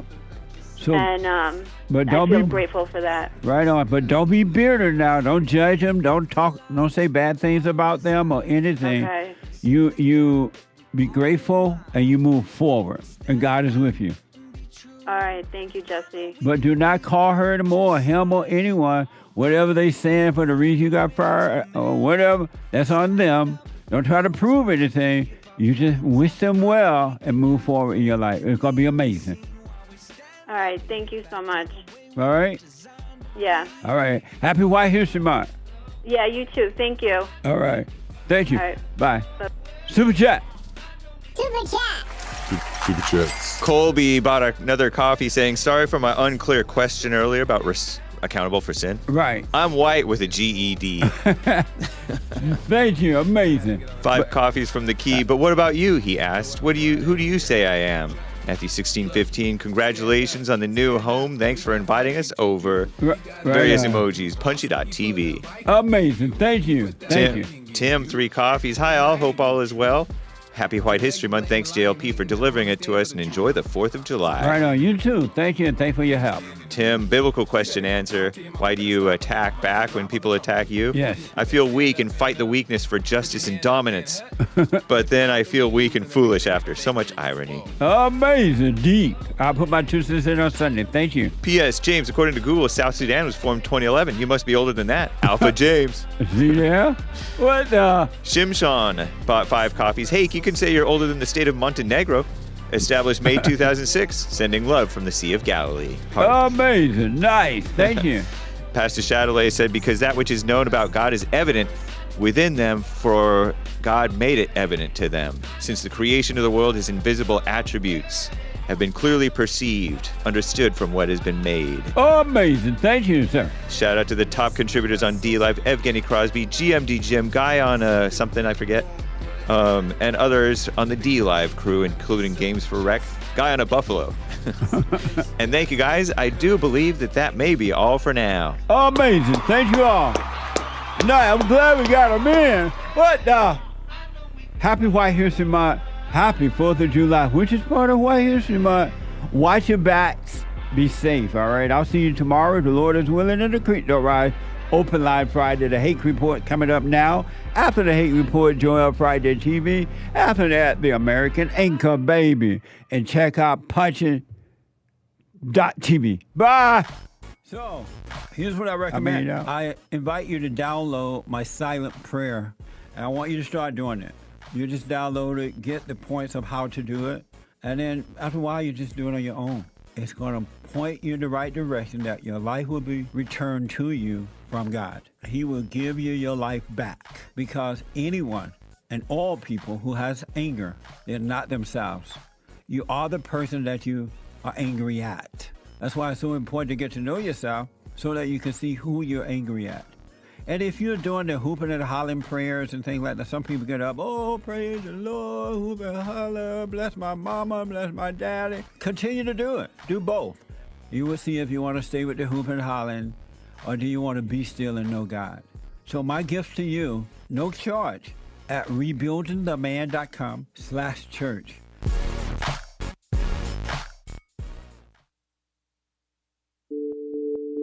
Like my cousin sent me you, and I thank him for that. It was more of a, he thinks the whole everything's a joke. That just adds a little spice to it. But in the heart of what you're saying, there is real things going on. And people want to overlook that. And I'm telling you, Mr. Peterson, I'm not one of those people. And I thank God that, he showed you to me. And sometimes we just need some Jesse in our lives, I guess.